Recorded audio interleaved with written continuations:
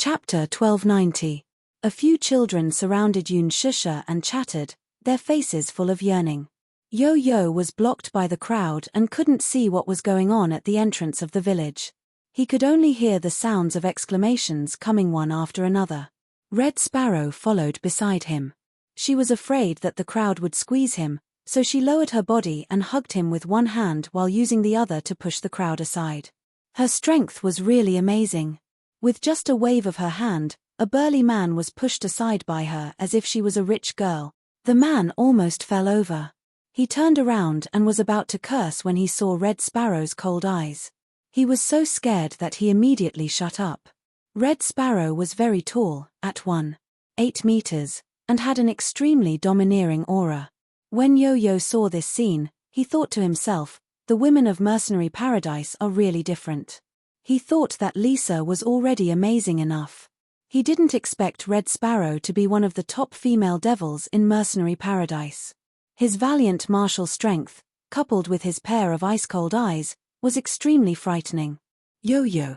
Lingling's voice suddenly came from the crowd. When she saw Yo-Yo, her eyes widened and she hurriedly called out to him. The slightly urgent shout was so abrupt in the crowd that it startled Shusha. Yo-Yo. She seemed to have heard a child call out Yo-Yo's name. Where was Yo-Yo? Shusha hurriedly walked toward the crowd. Muyaja grabbed her and pulled her back to his side. What's wrong? Don't walk around. Muyaja glanced at Minute from the corner of his eyes. Why are there so many people around?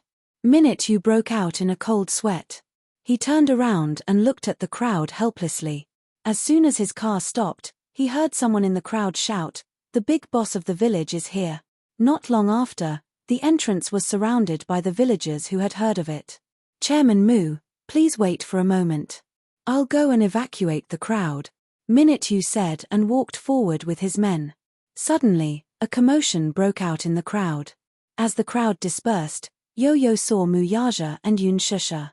She was surprised and shouted, "Daddy, Mommy."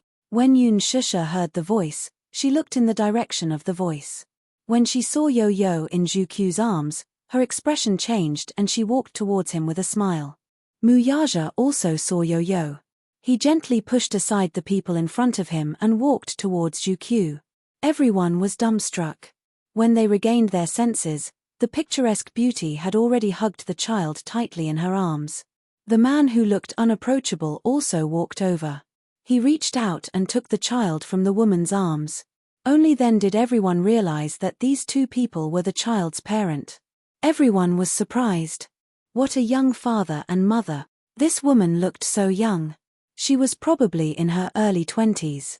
She was so delicate that if it weren't for her mature appearance, one would think that she was a high school student who had just graduated. Then, look at this man. It was no wonder that this child was born with such an exquisite and handsome appearance. He had an elegant and noble temperament. It turned out that he had inherited his father's deep facial features and noble temperament. Chapter 1291. As for the other ladies, they began to feel jealous of Shusha. She was young and beautiful, had such a handsome and wealthy husband, and had such a handsome and adorable son. She could be said to be a winner in life. Why didn't they have such a good opportunity? As for the men, they looked at each other. Daddy, Mommy. It was the first time that the villagers heard such a westernized term. This person from the city was indeed different. In the main hall of the Zhao family, Li Yu sat uneasily in her seat as she looked at the man and woman in front of her who were dressed in bright and beautiful clothes. She seemed to be a little restless. Lingling and Lil P were nestled next to her. They closed their mouths nervously and looked timidly at Muyaja and Shusha who were sitting in the guest seat. Li Yu was secretly guessing their identities. Earlier on, she found out from Yo-Yo that the handsome man in front of her was his father and the beautiful woman was his mother. Li Yu was extremely surprised. She had never expected Yo-Yo's parents to be so young. Moreover, they were a perfect match and looked like aristocrats. Hence, she couldn't help but feel a little awkward sitting in front of them. She felt ashamed of her own inferiority. However, from a certain point of view, it wasn't that surprising. The first time she saw Yo-Yo, She knew that his parents wouldn't be too bad if they could give birth to such a cute and handsome child. Now that she saw them, she was really amazed. When Yoon Shusha saw Lee Ah-yu, she knew that this simple and honest woman in front of her was the one who saved her son. She hugged her gratefully and thanked her again and again. Lee Ah-yu was trembling with fear. She didn't even dare to hold Yoon Shusha's hand for fear of dirtying it. Yoon Shusha didn't know what she was thinking. She held her hand and smiled gently. This made Lee Ah-yu feel an inexplicable sense of inferiority. She hurriedly welcomed them into the house. Lee Ah-yu served them tea and said carefully, "It's just plain tea. I hope you don't mind. You're too polite." Yoon Shusha smiled. Lee Ah-yu's face turned even redder. She rubbed her hands on her apron and returned to her seat. However, she seemed inexplicably uneasy. Lingling suddenly said sincerely, "Yo-yo, your mother is so beautiful." The boy's lips curled into a smile when he heard that. Yoon Shusha smiled at Lingling when she saw her hiding timidly. Seeing Yoon Shusha smile at her, Lingling blushed and asked shyly, "Beautiful auntie, are you here to take Yo-yo home?" Yoon Shusha smiled and said, Thank you for taking care of Yo-yo for the past 2 days. Today, I'm here to bring Yo-yo home." Lingling suddenly felt a little reluctant to part with him. At the side, Dudu suddenly said sarcastically, "Humph. He was a jinx. If it wasn't for him, father wouldn't have died. He was the one who caused father's death." As soon as he finished speaking, the boy's expression changed. Lee Ah-yu and Lingling froze. Lee Ah-yu looked at Yoon Shusha's shocked expression and immediately scolded Dudu, "Don't spout nonsense." "Mother, I'm not spouting nonsense. He was the one who caused father's death." Dudu whined pitifully. "What do you mean?" Mu Yaja furrowed his brows and his handsome eyes flashed with a cold light. Dudu glanced at him and shrunk timidly to one side. She seemed to be extremely afraid of his cold aura. She even stuttered when she spoke. Chapter 1292. I'm not spouting nonsense.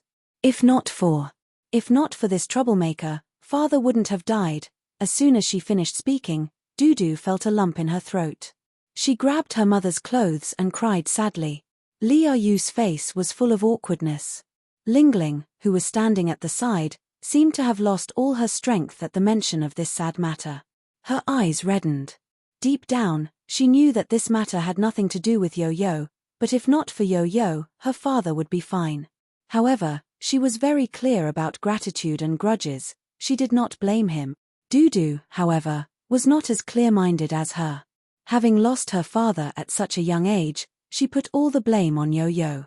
Yo-yo pursed his lips and snuggled into Yoon Shusha's embrace. His eyelashes drooped a little forlornly. He was obviously a little sad, too. Lee Ah-yu immediately tried to smooth things over. "The child is immature and said some unruly things. Please don't take it to heart." What exactly happened? Yoon Shusha keenly sensed that this matter was not as simple as it seemed. She wanted to get to the bottom of it. When Lee Ah-yu heard this, she sighed but did not say anything. She did not blame Yo-yo, but the pillar of the family had collapsed. As a widow and an orphan with 2 children, she really did not know what to do in the future. Yo-yo had instructed Vermilion Bird to give her a sum of money. She refused to accept it no matter what. Vermilion Bird thought that he was being courteous and said that there were a few million yuan in the envelope, which included Zhao Xiangjuan's funeral expenses and some compensation. She regretfully said that a human life could not be measured by money, but at the same time, on behalf of Yoon Tianyu, she conveyed that if there was anything she needed in the future, just let her know. Lee Ah-yu's tears fell the next second. It turned out that the collapse of the family's pillar in the village was not something that could be measured by money. What was the use of money? In Anyang village, the rice that every household ate was grown in their own fields, the firewood was chopped from the mountains, and the oil was obtained from the oil mill. All of this required a man to bear the responsibility. She was an orphan and a widow. Without a man to support her in the family, she would definitely be bullied. Who knew if someone would gossip behind her back? Today, as soon as she left the house, someone followed her behind and scolded her for being a jinx. Her in-laws had already spat on her because of Zhao Xiangjuan's death. Lee Ah-yu's heart was bitter.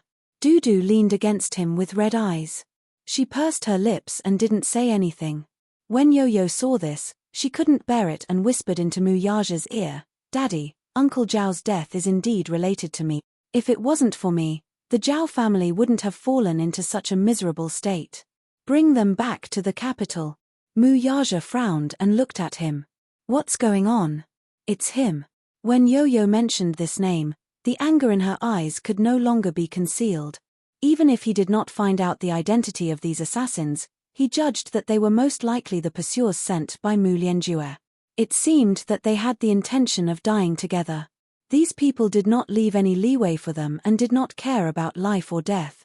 If not for Zhao Xiangjuan, he might not have been able to tell whether he was dead or alive. Yo-Yo whispered in his ear and recounted what happened after he was rescued by Zhao Xiangjuan in a concise manner. Chapter 1293. This Mu Lianjue was really gutsy. He actually dared to kill a child. He even sent out so many vicious assassins. How ruthless! How ruthless!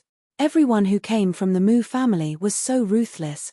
Yun Shusha could not hear what Yo-Yo and Muyaja were whispering to each other, but just by looking at the man's sullen face, she was frightened by the intimidating aura he exuded. "What's wrong?" she asked softly as she covered the back of his hand. Muyaja sneered inwardly. His murderous intent was boiling, but he quickly regained his composure. "Nothing," he replied. He did not want her to be involved in this matter.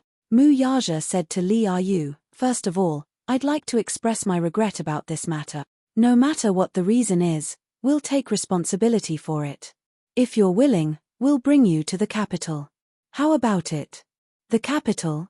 Li Yu was a little restless. "This isn't appropriate, is it?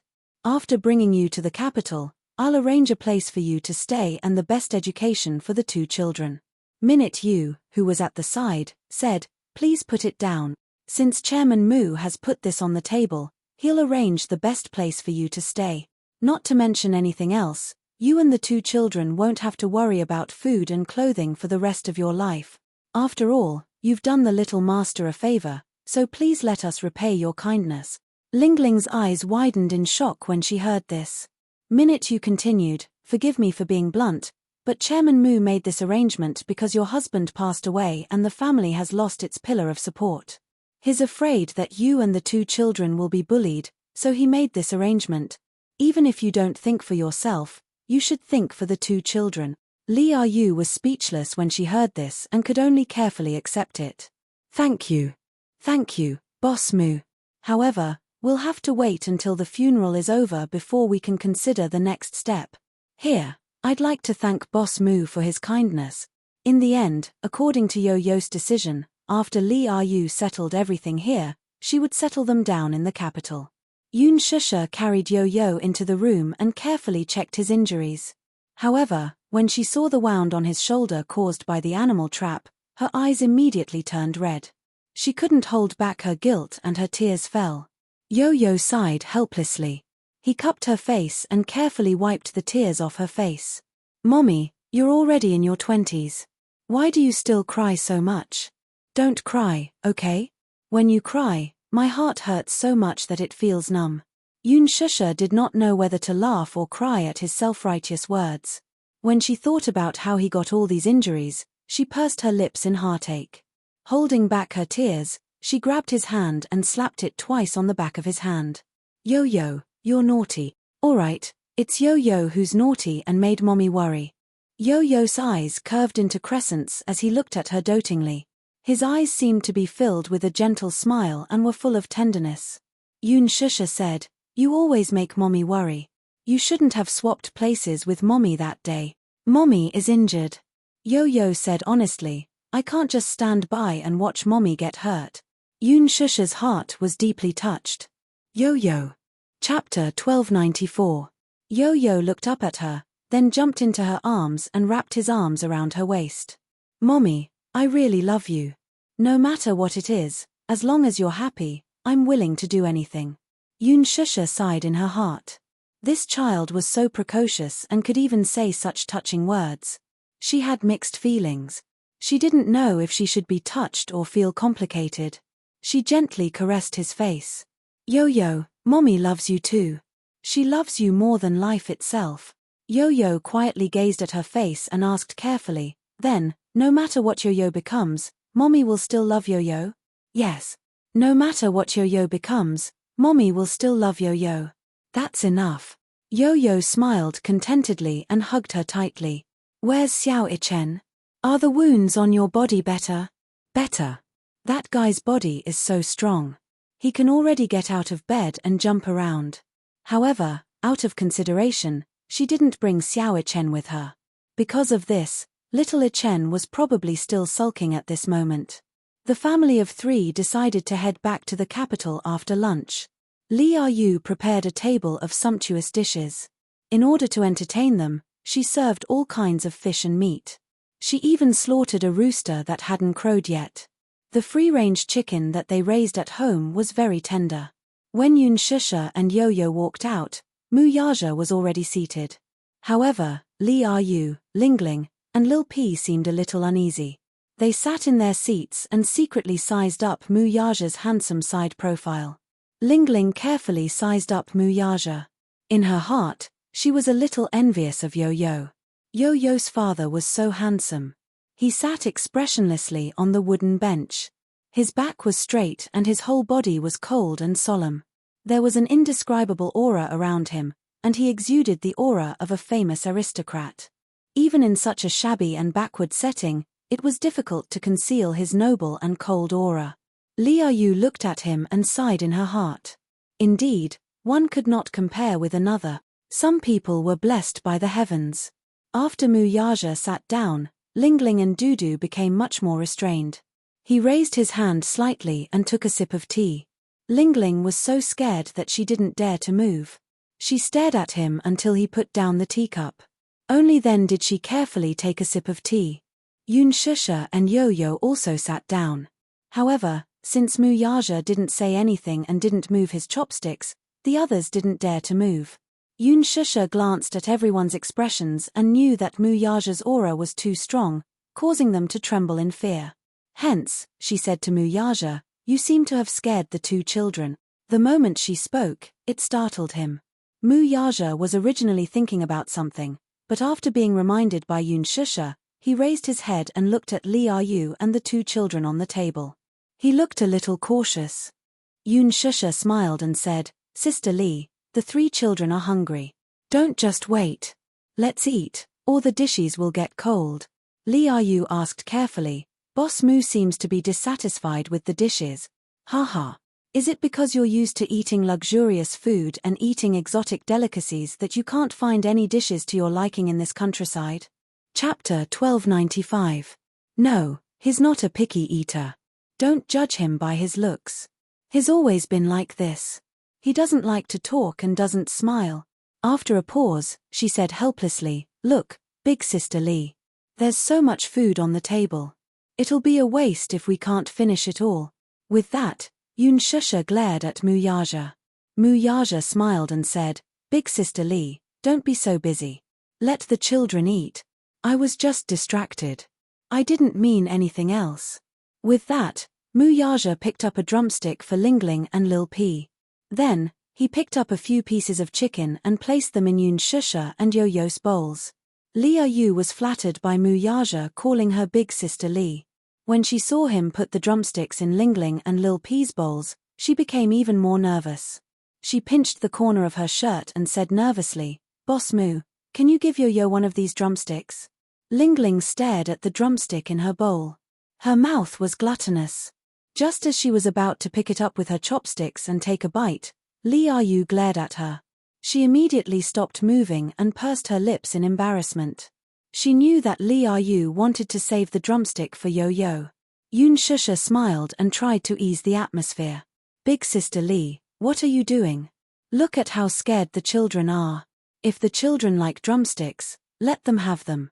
Our Yo-Yo doesn't like drumsticks." Yo-Yo quickly added, "Auntie, I really don't like drumsticks. Let Lingling have them." "That's right. Big sister Li, let's not be so polite. You treat us as family. If you're so polite, we'll feel uncomfortable," Shusha said helplessly. Only then did Liu nod and let out a few simple and honest laughs. Mu Yaja interacted with Lingling and Lil P from time to time. Although his tone was cold, his gaze was gentler. Every time Lingling spoke to him, her face would turn red. This uncle is so handsome, especially those eyes, they were deep and mesmerizing, with long eyelashes. When he spoke, the corners of his eyes were slightly curved, revealing a playful and devilish charm, which really made her heart jump. Liu Yu was even more flattered. She had heard from the villagers that the man's appearance today was very impressive. She then recalled what the man's assistant had said to them. He had even said that they would not have to worry about food and clothing for the rest of their lives. Then how powerful must this man be? He must be a big boss with a good net worth. Eating at the same table as the big boss, it was inevitable that she would feel reserved. Mu Yaja took a sip of the chicken soup. Liu Yu had specially stewed chicken soup for Yo-Yo. The chicken soup tasted pretty good, so Mu Yaja scooped up another spoonful and sent it into Yo-Yo's mouth.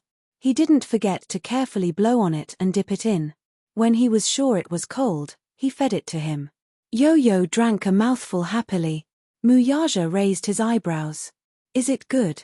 Yes, it's good. Auntie's cooking is amazing. Yo-Yo was not stingy with his praise. Liu Yu blushed and tried to avoid it.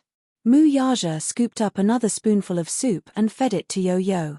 Yun Shusha looked at this scene and suddenly felt a little dazed. This was probably Mu Yaja's most charming moment. When he looked at Yo-Yo, the gentleness and adoration in his eyes were almost unconcealable. Chapter 1296. This man had always given her the impression that he was domineering and cold.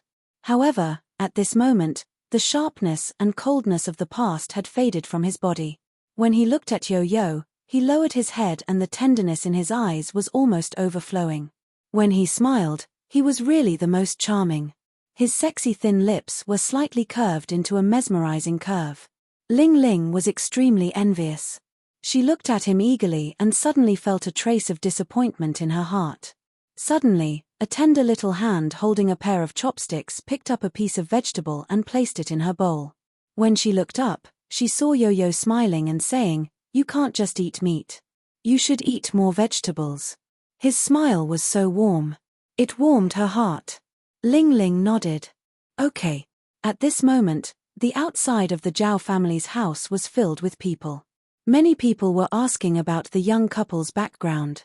After dinner, they sat and chatted for a while before Mu Yaja decided to leave. Liu Yu politely asked him to stay. "Don't you want to stay for a while longer?" Mu Yaja said, "I won't take up any more of your time. It's not a problem at all. There's no such thing." Liu Yu was still enthusiastic. "Sister Li, there's still a child waiting at home," Yun Shusha said with a smile. After exchanging a few pleasantries with Liu Yu nodded. Before leaving, she grabbed Yo-Yo and stuffed the envelope into his arms. "My dear child, I can't accept this much money. Give the money to your parents and tell them that I can't accept it." She was so simple and honest that when she took out the check from the envelope and saw that it was a few million, she was immediately shocked. She even felt that the envelope was so hot. In her entire life, she had never seen a fraction of the amount on the check. However, Yo-Yo pushed her hand back. "Auntie, just accept it. This is a small token of my appreciation. Just accept Daddy's goodwill." "This, Auntie, thank you, but I'm also very sorry about what happened this time. However, since Uncle is no longer around, I will take on the responsibility of taking care of you," Yo-Yo said obediently. Liu Yu's heart warmed and she was touched. Tears welled up in her eyes and her lips trembled, but she couldn't say anything in the end. When they left, Liu Yu followed behind the car for some distance. Ling Ling followed beside her and kept waving at Yo-Yo. Yo-Yo leaned against the car window and looked out. She smiled and waved. Yo-Yo returned to her seat and hugged Yun Shusha's arm.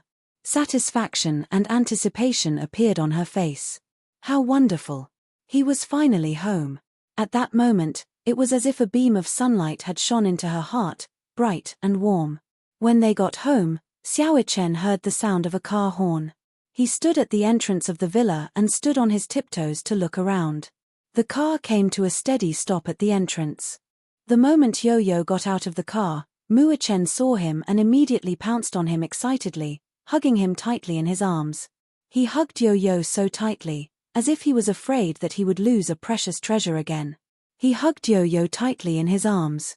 Everything seemed so unreal, as if it was a dream. However, when he felt the real warmth from Yo-Yo's body, Muachen finally believed that it wasn't a dream. "Yo-Yo, you're home. I've been waiting for you." Muachen felt guilty. He hadn't been able to lead the rescue team to the scene in time. Chapter 1297. Muachen had always been strong. Even when he was seriously injured, he did not shed a single tear.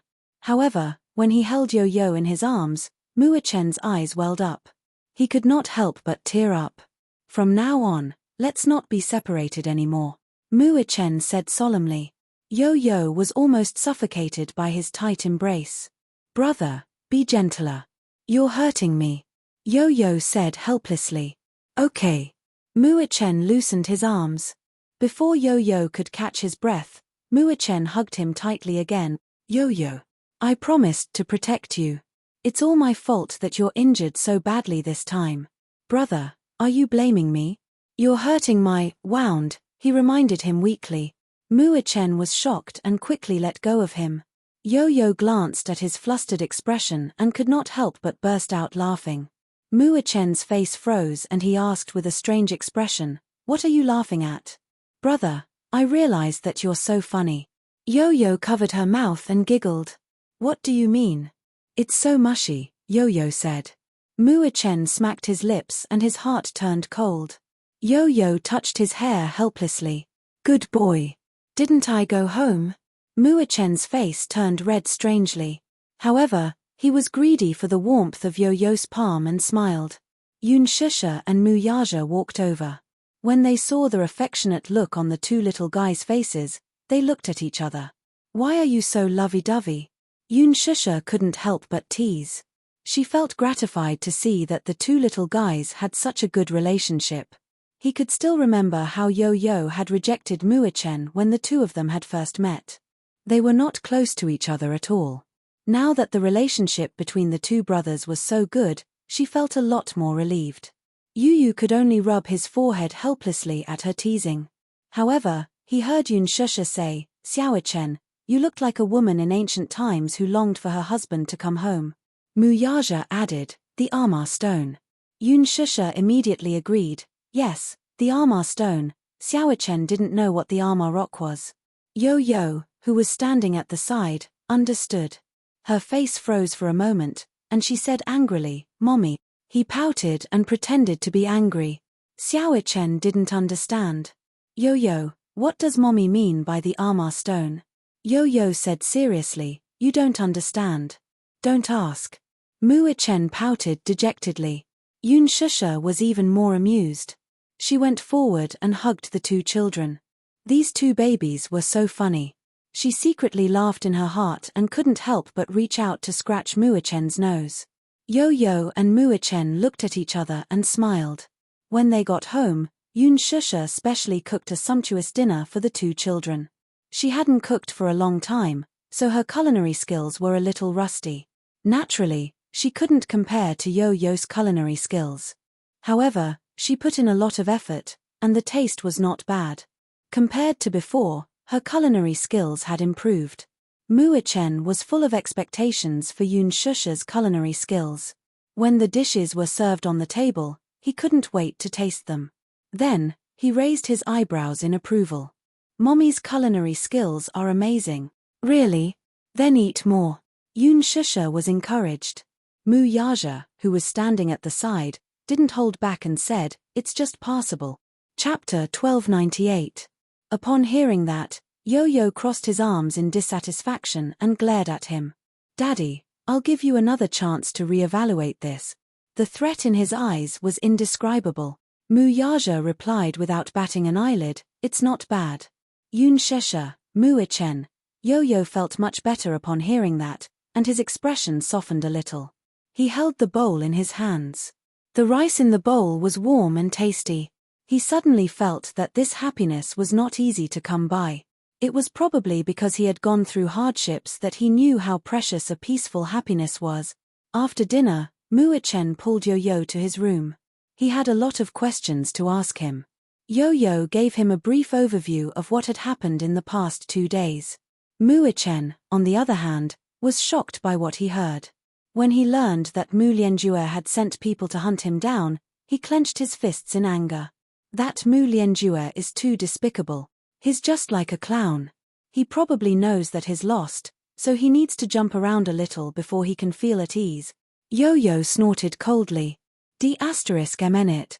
Muichen was so angry that he was at a loss for words. He could not wait to tear him into pieces with his own hand. Yo-Yo dialed Li Hanlin's number. When the call got through, the latter thanked the heavens and expressed his relief when he learned that he had returned home. Director Yoon, you're back. I was so worried. Li Hanlin was really scared out of his wits by what had happened to him. Yo-Yo replied faintly, I've troubled you with a lot of things during my absence. Director Yoon, these are all part of my job. There's no trouble at all. After a pause, Li Hanlin probed cautiously, Director Yoon, is it convenient for you to make a trip to the office now? Why? There's something urgent waiting for you to settle. It's not convenient for me now. Yo-Yo frowned slightly. Judging from Li Hanlin's tone, it seemed like there was indeed something important. He thought for a moment and decided to make a trip to the company. Hence, he went to look for Mu Yaja and bluntly explained the reason. Daddy, I'm going to the company. I need you to cover for me, okay? He asked. Mu Yaja frowned. You've just returned home and you're still injured. What are you planning to do? Something important. Yo-Yo emphasized, but I don't want Mommy to know about my identity for the time being. So, if necessary, I need you to cover for me. Mu Yaja pondered for a moment. All right. I'll send you to the entrance of the company, but it can't take too long. All right. Hence, Mu Yaja covered up for Yo-Yo. He said that the child had returned and was craving for desserts from the famous shop in the city center. Yoon Shusha wanted to go with him. However, Mu Yaja asked her to stay at home and accompany Xiao Chen. Xiao Chen was still injured and needed to rest. He could not move around too much, so Yoon Shusha agreed. Mu Yaja successfully covered for him and sent him to Laji's headquarters. Yo-Yo asked him to wait for him outside the company and to call him when he arrived. Mu Yaja smiled and teased, Can't I enter your company? Director Yoon? Of course. After all, there are some business secrets that I can't let you know. Yo-Yo pretended to be arrogant and crossed his arms. Mu Yaja ruffled his hair. Go ahead, I'll wait for your call. Okay. Chapter 1299. As soon as Yo-Yo entered the office, he saw Gong Jie standing in front of the window. He was wearing a snow-white military suit, which made him look tall and slender. He stood in front of the window expressionlessly with a cigar in his hand. He seemed to have been waiting for him for a long time. Li Hanlin saw him and went up to him. President Yoon, you're here. Yes, what's the matter? Yo-Yo asked. Li Hanlin raised his head with a complicated expression and looked in the direction of Gong Jie. Yo-Yo followed his line of sight and looked at Gong Jie. He asked in a deep voice, Young Master Gong, you're looking for me? Gong Jie turned around, but his face was gloomy. He looked at Yo-Yo with a pair of deep, unfathomable eyes. You're back. Yes. Yo-Yo smiled and sat down on the sofa. Young Master Gong, your subordinates made a lot of mistakes in this operation. Gong Jie's expression changed. They weren't careful enough and made some mistakes. I suffered a little. Tell me, how are you going to compensate me? Gong Jie asked, how do you want me to compensate you? Assign that vermilion bird of yours to me. The moment the boy opened his mouth, he laid out a shocking condition. Zhu. The man tugged at his lips and asked nonchalantly, why? Have you taken a liking to her? Yes, Yo-Yo said bluntly. Other than her, give me another secret guard. What do you think of this condition? He had a motive for making such a request. With Lisa by his side, his safety was guaranteed. However, he had to find a way to arrange a secret guard to protect his mommy when necessary. After all, he didn't want something like this to happen a second time. The mercenaries of Mercenary Paradise were of high quality. Ordinary soldiers from the army couldn't compare to them. They were all assassins who walked in the dark and had outstanding martial arts skills. Naturally, he couldn't be at ease with them protecting his mommy, therefore, he proposed such a condition to Gong Jie. Gong Jie smiled. Regarding his request, he was straightforward. Since you asked me for the person, I have no reason to refuse. From now on, Vermilion Bird and Njie will be at your disposal. All right. After a pause, Yo-Yo asked, "Where's Lisa?" Gong Jie said, "Are you concerned about her? Ask her about her situation." Gong Jie's lips curled into a cold smile. He said expressionlessly, "She's just a bodyguard. Even if she's dead, you don't have to ask anything." "She died." Gong Jie said coldly, "Not dead. It's just a small injury, it won't take her life." Yo-Yo frowned. "Why are you looking for me?" Gong Jie raised his eyebrows and suddenly walked to the poster. His gaze fell on the poster hanging on the wall. His thin lips escaped from his thin lips. "Who is this woman?" Yo-Yo was shocked. His gaze fell on the poster as well. It was the poster he had chosen when Shusha was filming. He felt that this poster was especially beautiful and elegant. Just looking at it was pleasing to the eye. Therefore, he chose this poster and enlarged it to make it into a poster. He hung it on the wall, facing his desk. When he raised his head, he happened to be able to see this pictorial, which made him feel at ease. When he heard Gong Jie's question, he became suspicious. He frowned slightly and was a little wary. "Why are you asking about this?" "I'm just asking." Chapter 1300. He stared at Yo-Yo for a long time before slowly approaching him and squatting down in front of him. His gaze never left Yo-Yo's small face. His facial features and eyes were very similar to the woman in the poster. He had his suspicions when he first saw Yo-Yo. However, thinking that it might just be a coincidence, he did not think too much about it. It was only when he saw the huge poster hanging on the wall in Yun Tianyo's office that he became suspicious. The woman in the poster had such similar facial features and gentle eyes. It was as if they were the same as the shadow in his memory. This woman and the little lad should have some sort of relationship. If not, why would he hang this woman's poster in his office? What was more suspicious was that the little lad's facial features were very similar to this woman's. They looked like mother and son. Could it be that this woman was his? Gong Jie was so agitated that his shoulders and fingertips could not help but tremble.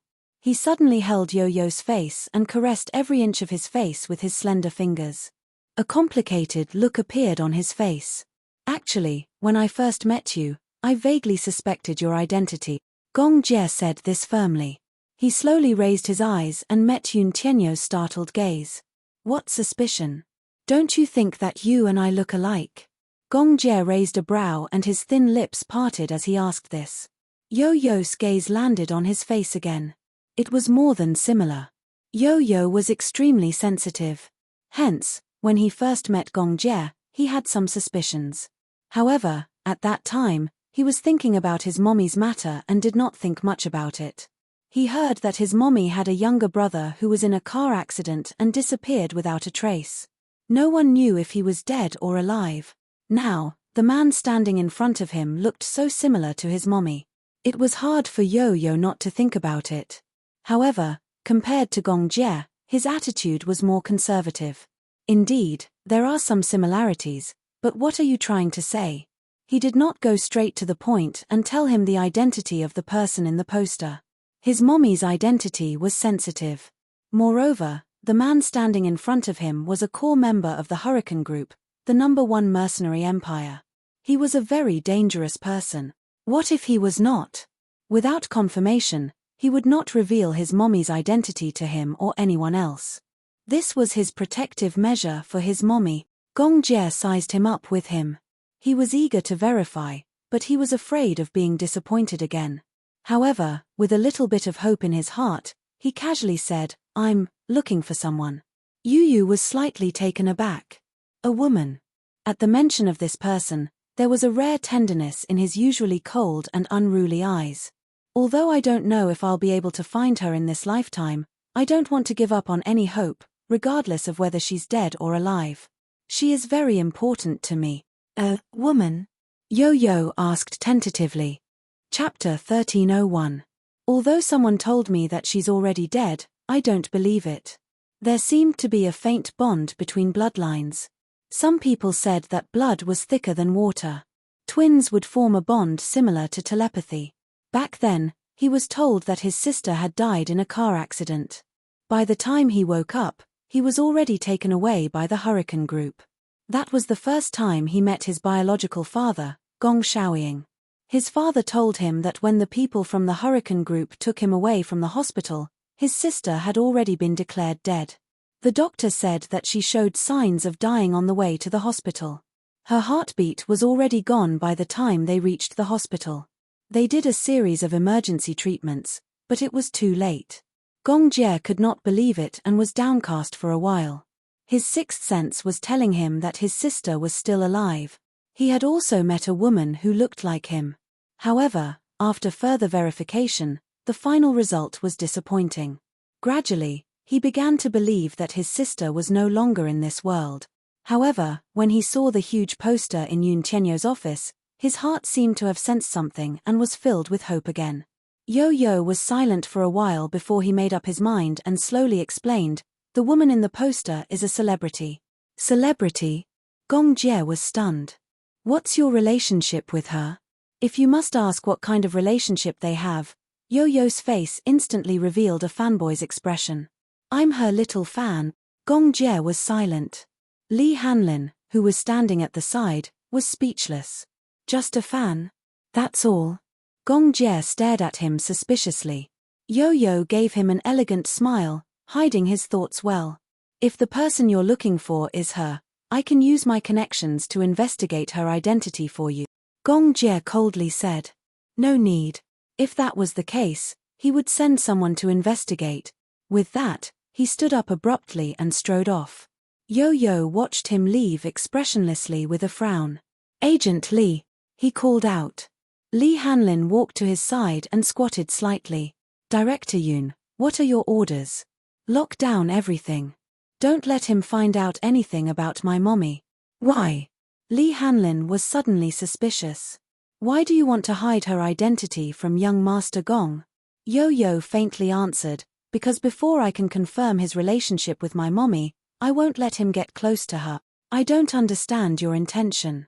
Yo-Yo squinted at him. "Understood. But if it's proven that my mommy is the person he's been looking for, then it's a different story." Li Hanlin was curious. "How do you prove it?" Yo-Yo turned around with a smile on his face. He looked at Li Hanlin and suddenly raised his hand. Between his fingers was a strand of silver hair. This was what he had stolen from the man's head while the latter was in a daze earlier. "Take it and do a DNA paternity test. Let me know when the results are out." "Yes." Chapter 1302. When Mu Yaja and Yo-Yo returned home, Xiaochen was already asleep. Yun Shusha was in the flower bed, holding a pair of scissors in one hand as she trimmed the flowers. The sky was gradually turning dark. In the evening, she was half squatting by the flower bed. She held the flower bed with one hand and gently fiddled with it, trimming away the sparse branches from time to time. The injuries on her body had not healed yet. The corners of her lips were a little disfigured, but she was pursing her thin lips. Apart from being serious, her clear and beautiful face shone with a jade-like radiance. It was as if everything had been peaceful over the years. Most of the time, this woman was as beautiful as a flower, but her beauty was not ostentatious. Most of the time, she breathed quietly and lived quietly. She was so quiet that she was like a cat that had restrained its claws and arrogance. She was quietly nestled in a corner, as if she was aloof from worldly affairs. In her tranquility, she had restrained all her sharpness. Mu Yaja leaned against the door and watched her silently. She did not seem to notice his presence and was focused on studying the flowers. Mu Yaja slowly walked toward her. Yun Shusha suddenly sensed the footsteps behind her. She looked up and saw Mu Yaja hugging her waist from behind. His movements were very gentle as he pulled her into his embrace. Caught off guard, the scissors fell to the ground. Yo-Yo stood at the door and watched for a while. The corners of his lips curled into a gentle smile before he walked away quietly. Yoon Shusha was a little shocked by his sudden appearance. She looked up and could not help but glare at him angrily. You only know how to scare people. She glared at him with some dissatisfaction. She bit her lip and suddenly smiled gently. Even her eyes were like water, making his heart skip a beat. Mu Yaja could not help but lower his head and give her a light peck. In this beautiful flowerbed, the faint fragrance in the air captured her sweet breath. Amidst the beautiful flowers, he held her gently in his arms. His large palm gently caressed her face and rubbed her eyelids. Mu Yaja lowered his eyes and looked at her. As he narrowed his eyes, his thick and long eyelashes fell into her eyes. The poignant night gave birth to some warmth and charm. He caressed her face and began to kiss her gently. His thin lips were pressed tightly against her tender red mouth, gently rubbing against it. However, he was not in a hurry to enter. Instead, he lingered on her pink lips more often. The soft texture like a jelly made him a little lost in this gentle whirlpool. He kissed her even more deeply and with more strength. The woman in his arms was like a budding rose, slowly blooming. A beautiful fragrance could be smelled with a light sniff. His slender fingers lifted a strand of her hair. He closed his eyes and pushed the kiss even deeper. Yoon Shusha was a little nervous.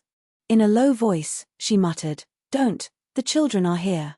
If the two children saw this intimate scene, she would feel quite embarrassed. Mu Yaja harumphed. "The children are tired. They're all asleep." He hugged her body with his hand and started to touch her body gently. Then, he could not help but harumph.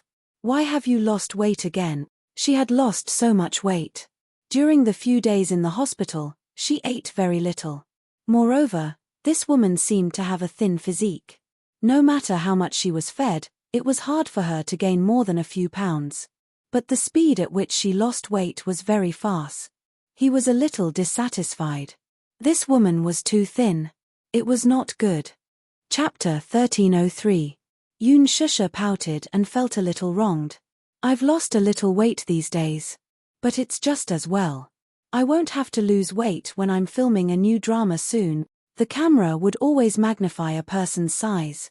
Therefore, many celebrities would starve a few meals a few days before they went on screen to maintain their beautiful image in front of the camera. When she was filming The Green Apple, she gained a few kilograms for a few days. Chin Ju ordered her to go on a diet and forced her to lose 3 kilograms in 2 days. Only then would she look good on screen. Mu Yaja was displeased. "You don't have to lose weight. Gain some weight and your figure will be just right. But, with my physique, I don't seem to be more than 50 kilograms when I was at my fattest," Yoon Shusha said gloomily. With her height of 1.65 meters, 50 kilograms could only be considered just right. Now, she was only slightly more than 90 kilograms. She was indeed a little too thin. Mu Yaja couldn't help but pinch her face a little harder. Yoon Shusha slapped his hand away. "It hurts." As soon as she said that, she yawned and felt sleepy. She seemed to be a little sleepy. "Sleepy?" He frowned and asked. Yoon Shusha nodded. "Then, let's sleep together." Yoon Shusha nodded. However, in the next second, she was lifted up by Mu Yaja. Before she could react, she was carried in his arms like a princess. Mu Yaja looked at the woman in his arms and smiled elegantly. "My wife, it's late. It's time to rest." Yoon Shusha pursed her lips and smiled. She couldn't help but say, "Who's your wife?" She widened her eyes, which were full of anger. Her charming eyes were like silk, and her innocent look was extremely seductive. He couldn't help but lower his head and cover her lips again. He was reluctant to part with her. This time, she didn't dodge. Instead, she met his warm kiss head-on. She naturally wrapped her arms around his neck and kissed him slowly. She mischievously used the tip of her tongue to trace the seam of his lips. Mu Yaja opened his mouth and sucked in a wisp of her spiritual fragrance. As they intertwined, his body gradually reacted. Yoon Shusha smiled playfully. Unexpectedly, she reached out her hand and gently touched a certain sensitive area on his body. Then she pulled it away. She bit her lip and smiled. In her smile, there was a bit of slyness, a bit of charm, and a bit of playfulness. A strange shade of red flashed across Mu Yaja's face. He looked up and glared at her. How dare this woman provoke him? If she did that, she would easily get into trouble. He suspected that her actions were a silent invitation to him. Mu Yaja narrowed his eyes and bit her earlobe gently as a punishment. He whispered into her ear, "Woman, are you playing with fire?" In a way, this was also a form of initiative. A hint of panic flashed through Yun Shusha's eyes, and then she stammered, "No." "Then what were you doing?" Yun Shusha was a little shy under his teasing gaze. Just now, she had only done it on a whim. Now, she was a little regretful. She covered her face in shame and stammered, "I just wanted to test if your shaft was hard or not." She was acting shy. Mu Yaja smiled wickedly. Sometimes, this woman could be quite adorable. He lowered his voice and bit her ear. "If you want to test, you can't test it like this." Chapter 1304. Yun Shusha peeked at him through the gaps between her fingers and covered her face in embarrassment. She felt a little embarrassing. Mu Yaja didn't know whether to laugh or cry at first.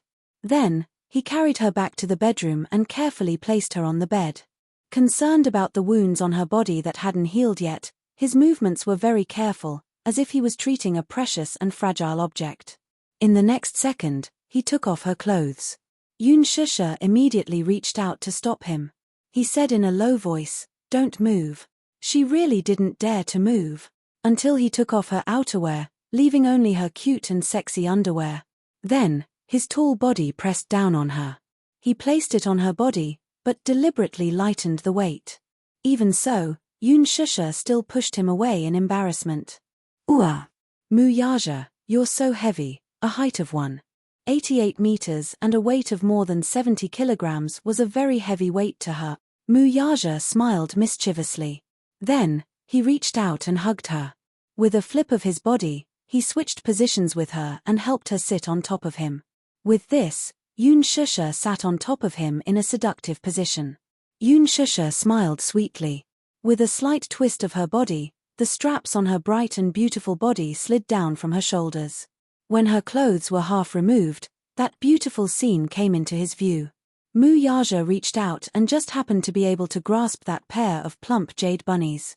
Yun Shusha sensitively reached out and grabbed his hand.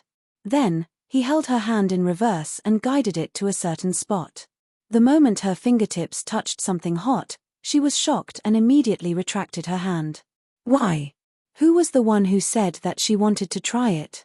He grabbed her hand again and smiled mischievously. His deep eyes revealed some hidden meaning.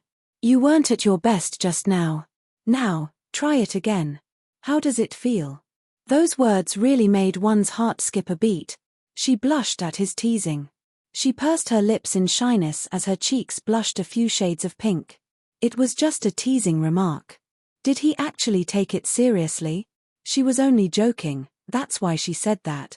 No matter how bold she was, she wouldn't dare to play with fire on him. "Hey, you're not allowed to go overboard," she mumbled softly as a warning to him. However, the man didn't think much of it and looked at her leisurely like an ancient overlord. He asked her casually, "Who's the one who's going overboard?" "It's you."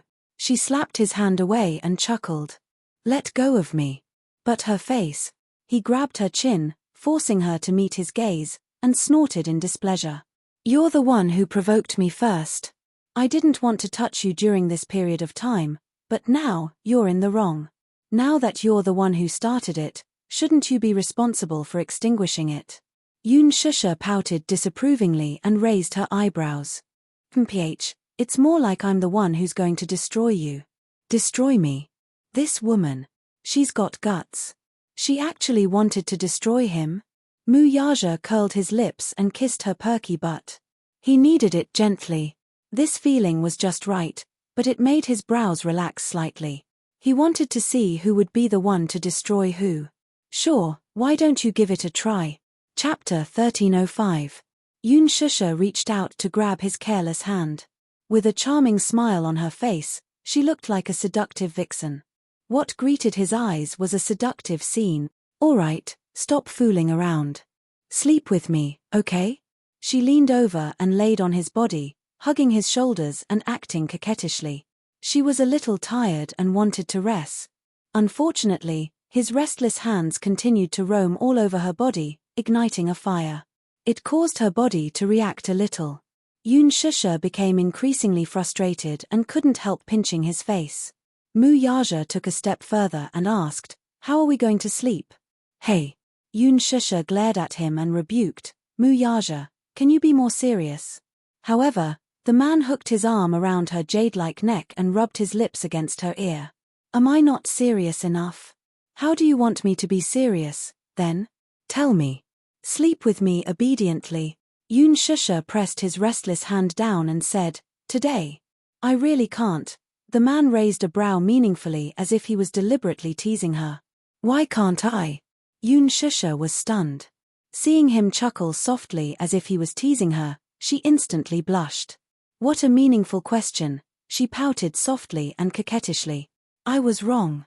I shouldn't have ignited the fire. Spare me, okay? If you want me to spare you, sure." Mu Yaja pinched her cheeks and said seductively, "Say something nice, Call her something nice." Yoon Shusha racked her brains. "Yaja. It doesn't sound nice." She said softly again, "Ja." The man snorted. "It doesn't sound nice." Yoon Shusha's face fell. She looked at him with some frustration and pursed her lips. For a moment, she didn't know what he wanted to hear. "My dear husband, no. Not today." "Why not?" "I won't give you another chance if you can't call out something nice." He snorted coldly and grabbed her by the throat. Then, he reached his hand between her legs. Yoon Shusha cried out in surprise. She dodged sensitively and grabbed his hand in a panic. She kissed his chiseled jaw and rubbed it intimately. "My lord husband Tilda," she gently called out. Her eyes were as gentle as water, and her gaze moved. The softest part of his heart was ruthlessly and accurately struck. In an instant, one side collapsed. "Are you satisfied?" She wrapped her arms around his shoulders as a flattering smile appeared on her face. "Tonight, I'll let you off." When he opened his mouth, it was an extra-legal benevolence. Yoon Shusha cupped his handsome face and kissed it. He hugged her and placed her on the bed. Then, he kissed her forehead and said, "I'll take a shower first." "You sleep first." "I haven't showered either." "Together?" "No." Her face heated up, and she rejected him on the spot. Wouldn't she be digging her own grave if she took a shower with him? Otherwise, when she wiped the gun and caught fire, the shower would become an impure one. This man was full of energy as if he never knew fatigue. However, she was really tired. Once her head hit the pillow, sleepiness overwhelmed her, and she fell asleep in the next second. "Then, you go shower first." He patted her butt and ordered her to take a shower first. Chapter 1306. It looked like she had really put in a lot of effort to guard against him. Mu Yaja curled his lips and smiled. He found it interesting. Finally, when he came out of the shower, this little woman was lying quietly on the bed, lazily resting her head on her arm. She had already fallen asleep. He got off the bed gently. First, he propped himself up, glanced at her, then reached out and pulled her into his embrace. She occupied his entire body. Hugging her, he lowered his head to look at her lazy and charming posture as she slept. Only then did the man smile comfortably. Only when he hugged her, the feeling that she belonged to him felt more real. Mu Yaja reached out his fingers with interest and gently caressed her soft and smooth cheeks. His long fingers gently circled her silky black hair a few times, twirling it around his fingertips. He played with it, but no matter how much he played, he couldn't get enough of it. He lowered his head and gently kissed her face. "You're mine." He leaned against her ear and said these words in a deep voice. In her sleep, she seemed to be a little disturbed. She lazily reached out her hand to brush it away, but he held it with one hand. He looked deeply at her. Just looking at her sleeping face like this gave him an inexplicable sense of satisfaction. This was probably what he meant by having it. To be able to hug her to sleep, and to be able to see her sleepy face when she woke up, this kind of lifestyle was something he had never imagined. It was a little unreal, but now it was happening right in front of him. This gave him a deep and powerful sense of belonging. She belonged to him. And he belonged to her too. He stretched out his arm and let her rest her head on it. He also laid down and hugged her waist. Just like that, they fell into a dream together. The next day, when Yoon Shusha woke up, it was already morning. She didn't know when, but the side of the bed was empty. He left without a sound. Yoon Shusha's heart suddenly felt empty. When she completely woke up from her hazy sleep, she realized that he must have gone to the office. She got up, walked to the window, and pulled open the curtains. The sun was shining brightly outside. Today was a good day, with blue skies and white clouds. The capital had not seen such clear weather in a long time. Along with it, her mood after waking up earlier had also become much brighter. Yoon Shusha entered the bathroom.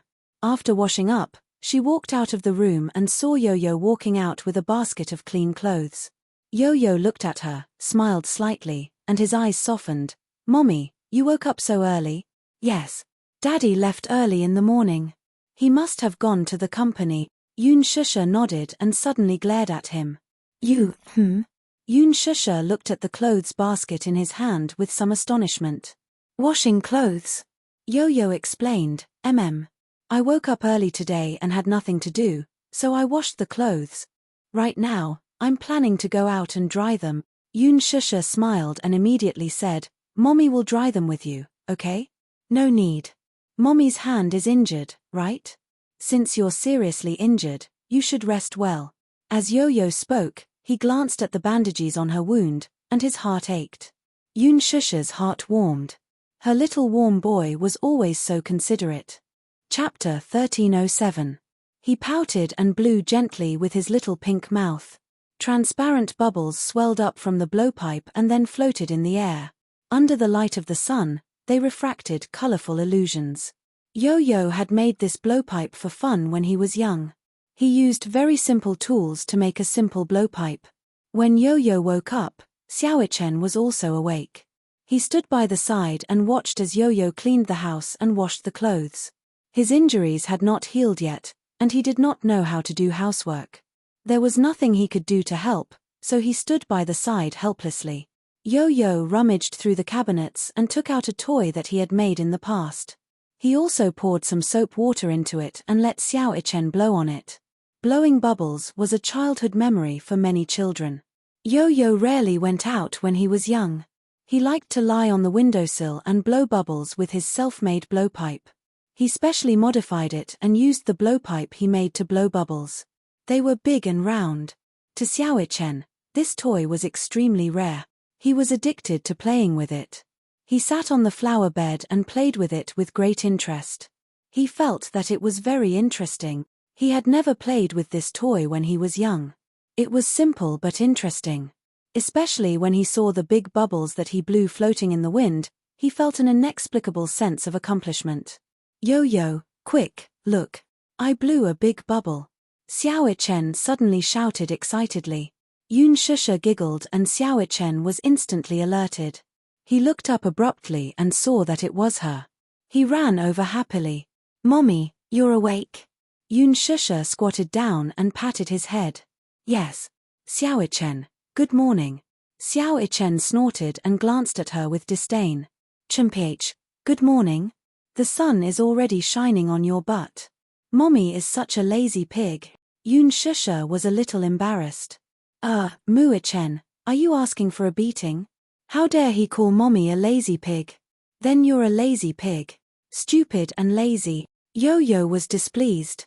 She placed her hands on her hips and scolded him. How dare he call Mommy a lazy pig? This brat was itching for a beating. Xiaochen pursed his lips and chuckled. Then, he hooked his arm around Yoon Shusha's arm and handed her the jar of soapy water. "Mommy, do you want to play too? Blow bubbles with me." Yo-Yo was speechless. "Mommy, ignore him. You're not even playing with me." Xiaochen poked his little finger, feeling wronged. Yo-Yo rolled her eyes coldly. "I have to dry the clothes. I don't have time to play with you." "Then Mommy, let's play without him." Xiaochen smiled mischievously like a mischievous little elf. Yoon Shusha nodded and let him hold her hand as they ran to the flowerbed to play. Yo-Yo stared at Yoon Shusha and Xiaochen as they stood in the flowerbed. From time to time, he could hear the sounds of laughter. "What about him? He held a clothes rack in one hand and clean clothes in the other. He sat there doing manual labor and couldn't help but feel a little angry. However, in the blink of an eye, a smile appeared at the corner of his lips. The sun was bright and clear, and the laughter made his mood exceptionally cheerful. To him, this was a simple little happiness. Chapter 1308. The black Bentley slowly drove into Moo Group's private hospital. The hospital director was already waiting at the entrance with a row of people. The car door opened and Mu Yaja stepped out. The hospital director immediately led a group of people to greet him enthusiastically. It was as if the stars were surrounding the moon. "Chairman Mu. We've been waiting for you for a long time." The hospital director smiled flatteringly. "More than an hour later, minute you called." At that time, the hospital director was still immersed in some gentle village. When he heard that a big shot from the Mu family was coming and asked him to wait, he quickly dressed up and rushed to the scene. The medical industry was a lucrative industry. Most of the medical centers and private hospitals in the country were controlled by the Mu Group. As for Mingda Hospital, it was the most famous private hospital in the capital. The hospital director, Li Changda, was able to sit in this position because he was promoted by the Mu family. Therefore, he served the Mu family like they were emperors. Mu Yaja glanced at him and asked calmly, "Where is she?" He did not bother with small talk and went straight to the point. The hospital director reacted for a few seconds and his face froze. "She? May I know who you're referring to?" "Li Changda. I heard that a few days ago, my fourth uncle arranged for a woman to be admitted to the hospital. I'm here to see her." The hospital director was stunned for a while. He had not been in the hospital for the past few days, so naturally, he did not know the situation. The department director behind him immediately came forward and whispered a few words in his ear. He roughly told him what had happened in the hospital over the past few days. The hospital director immediately added, "Chairman Mu, are you talking about the patient that fourth uncle arranged to be admitted to the hospital a few days ago?" "Yes." Mu Yaja seemed to have lost his patience. His voice was low and deep. The hospital director's heart skipped a beat. He said in a trembling voice, She's been controlled. Chairman Mu, I'll send someone to bring you there."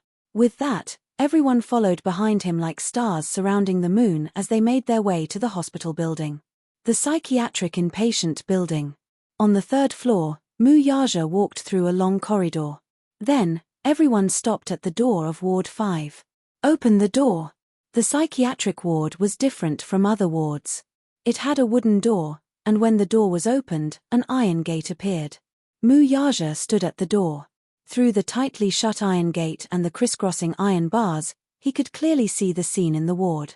The layout of the ward was quite simple. The walls were painted white, and there was a window that was tightly sealed with iron bars. The window and door were tightly shut, leaving only an air vent. In the empty ward, there was nothing else except for a single bed. Beside the bed, Mu Wonru leaned against the bedside with her hair disheveled. Her pair of wide and empty eyes stared blankly out of the window.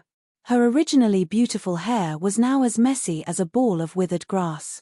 He didn't know what kind of stains were stuck on his hair, but it looked very dirty. Chapter 1309. From time to time, she would even knock her head against the wall. Compared to the noble Mu Wonru she used to be, the current her was a stark contrast. Mu Yaja took a step forward and stood outside the iron bars. He looked at the dazed Mu Wonru in the ward and frowned. He held his breath and focused his mind. Finally, he could make out the words that she was muttering. "Child, child, child, child." Mu Wonru's cracked lips opened and closed incessantly. It was as if she had been possessed as she kept repeating these broken words. It was as if she was possessed by a demon. She twirled her hair with both hands. From time to time, she would pull and break her hair. Then, she would pull another strand of hair. Her fingers were trembling as she twisted and broke her hair. She kept repeating these actions as if she had lost all sense of pain. "Ha ha! Ha ha! Child! Child! My child! So miserable! So miserable!" She gripped her hair in grief. She was numb as if she had gone mad. Mu Yaja looked at her coldly and glanced at the medical staff behind him. What's wrong with her? Minute Yu frowned and said, Boss, I heard that when she was sent to the hospital, her mental state was already very bad. After being locked in the ward for a few days, she became crazy. He raised his eyebrows and made a further judgment. Crazy? Yes. Crazy. Minute Yu nodded and gave him a response. Was she really crazy? Mu Yaja narrowed his eyes in disgust. This woman's face was already annoying to begin with. Now that she looked like this, it was even more detestable. Could it be that this woman was up to something again? Was she pretending to be crazy? Unexpectedly, the moment he finished speaking, he alarmed the person in the ward. Mu Wonru raised her head abruptly. When she saw that it was Mu Yaja, she was stunned for a moment. She stopped her rambling and straightened her back when she saw him. The pair of empty eyes finally regained some focus, but they stared at him like the venomous snakes on the branches of a tropical rainforest. Mu Yaja looked expressionlessly at the pair of eyes that were wide open as if she had died with a grievance. Narrowing his eyes, he saw her suddenly stand up and huddle in a corner for a long time. As soon as she stood up, her body swayed and she fell to the ground again. Her head hit the headboard, but she didn't cry out in pain.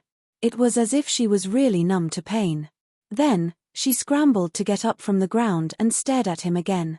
Suddenly, she tilted her head and smiled foolishly. She pursed her lips and shrunk into a corner, pressing herself against the wall. It was as if the person standing in front of her was a terrifying monster. You. Who are you? Mu Yaja narrowed his eyes and said coldly, Mu Wonru, don't play dumb with me. Hey! Mu Wonru didn't seem to understand what he said. She clumsily said a few words, as if she was struggling to digest his words. Then, like a child with low intelligence, she bit her lips. Did you see my child? Mu Yaja pursed his thin lips into a proud line and raised his eyebrows. Child? Ah, I know. Chapter 13:10. Mu Yaja furrowed his brows and turned his head sideways to cast a sidelong glance at his assistant, who was standing behind him, with a complicated expression. What's wrong with her? The nurse next to him carefully observed his expression and said, Chairman Mu, this patient seems to have suffered a lot of trauma earlier and has some mental problems. In short, she had lost her mind. When Mu Wonru heard someone addressing her as Chairman Mu, it was as if the pain in the deepest part of her memory was suddenly evoked. She let out a tragic scream and suddenly stretched out her hands toward him. Her 10 fingers were stiff and twisted as they tightened. Aja. Aja, is that you? Aja, is that you? She suddenly pulled up the corners of her lips, revealing an extremely strange smile. She laughed bitterly a few times, but immediately after, she let out a mournful and sorrowful cry. She cried for a while, then laughed for a while. Suddenly, she screamed and jumped up from the ground. Her feet staggered, and she almost fell as she threw herself towards the door. Bam! Her body and the iron gate made a loud noise. Mu Wonru held the iron gate tightly and struggled to reach out her hand through the gap, throwing herself at him. Minute Yu immediately put an arm in front of Mu Yaja and separated him from her. Boss, back off. Be careful that she doesn't hurt you. Ha ha ha. Mu Wonru suddenly let out a series of earth-shattering and shrill laughter. Her eyes widened ferociously as she stared at Mu Yaja's figure. Her face was like a withered flower and she looked like a malicious spirit that had crawled out from hell. It was terrifying and sinister. Aja, I've been waiting for you here for so long. You're here. Are you here to take me away? Are you finally here to take me away? Without waiting for a response, she cried and laughed at the same time. I've been waiting for you for so long. It's been so tiring. Take me away, okay? Suddenly, she fell silent and carefully looked around as if she didn't see the person standing beside Mu Yaja. She lowered her voice and said, The people here are all demons. They abuse me, they hit me, they put me under house arrest, they torture me. Can you take me away from here? Oh right. Mu Wonru's eyes suddenly lit up and said mysteriously, I have good news for you. Mu Yaja looked at her extremely ugly face and asked coldly, What good news? Hee. I'm pregnant. Haha. I'm pregnant, do you know that? I'm pregnant. Mu Wonru suddenly, as if she had gone mad, to her face was filled with joy. Her entire face was twisted with joy. I'm pregnant. God, I've never thought that I would have my own child in my life. Which quack dared to say that I'm infertile? His dog eyes must be blind. All of a sudden, her face froze for a moment before turning pale again. But, where's the child? The child is missing. Why is the child missing? I can't find him. I can't find him. Can you help me find the child? That's our child, our child. He's going to be the head of the Moo family in the future and the successor of the Moo group. When that time comes, I'll be able to become the mistress of the Moo family because of my son, right? Chapter 13:11. Our child. Moo Yaja smiled playfully and cruelly said, "That's not our child." Moo Wonru was startled. The smile on her face froze in an instant. Yes. Yes. That's not our child. Moo Wonru suddenly lowered her head guiltily. From time to time, she carefully looked up at his face. That's not our child. You know it. You know it. She was extremely guilty. Her hands helplessly twisted her messy hair with a conflicted look on her face. That child is mine and Aaron's. Yes, it's mine and Aaron's. Yes. You're blaming me, aren't you? She suddenly raised her head and looked at his cold face. Her breathing became urgent. You're blaming me, aren't you? Yes, I betrayed you. Yes, I know. I shouldn't have betrayed you. I slept with a man. It's so dirty. I feel so dirty, too. With that, she began to rub her body hard.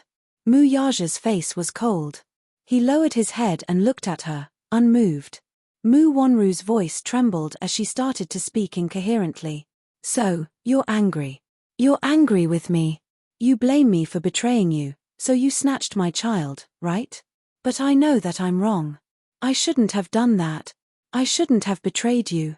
I shouldn't have poisoned Grandpa's medicine. I shouldn't have snatched Yoon Shusha's jade. Yes. It's because that jade is beautiful. I like it, but I shouldn't have snatched it. Moo Wonru grabbed the metal bars again and stared at him with wide eyes. I shouldn't have sent people to kill Yoon Shusha and Yoon Tianyu. Yes. So you're angry. Don't be angry, okay? Let me off and return my child to me. I'm wrong. Moo Yaja remained silent. Moo Wonru was even more anxious now. She reached out her hand and scratched in his direction with all her might. Aja, is my child with you? Did you hide my child? Return it to me. Return it to me, okay? She mumbled that she wanted the child. Moo Yaja asked without turning his head, "Where's her child?" The nurse said, "She just had a miscarriage." The child is gone. The child is gone. Her words were, without a doubt, a greater provocation to Moo Wonru. When she heard this, she was like an ignited explosive. She went into a frenzy. She grabbed the metal bars with both hands and tugged at it. You're lying. You're lying. My child is still alive. My child. Give me back my child. Give me back my child. Ah. The mournful screams echoed and tore through the long corridor. Moo Wonru screamed at the top of her lungs. Due to her excessive agitation and anger, her face had turned the color of a pig's liver. She seemed to have gone crazy as she bawled at the top of her lungs. Return. Give me my child. Moo Yaja, you're the one who killed my child. Return my child to me. If not, I won't let you off even if I become a ghost. Minute you was furious and scolded, "You mad dog. Biting people for no reason."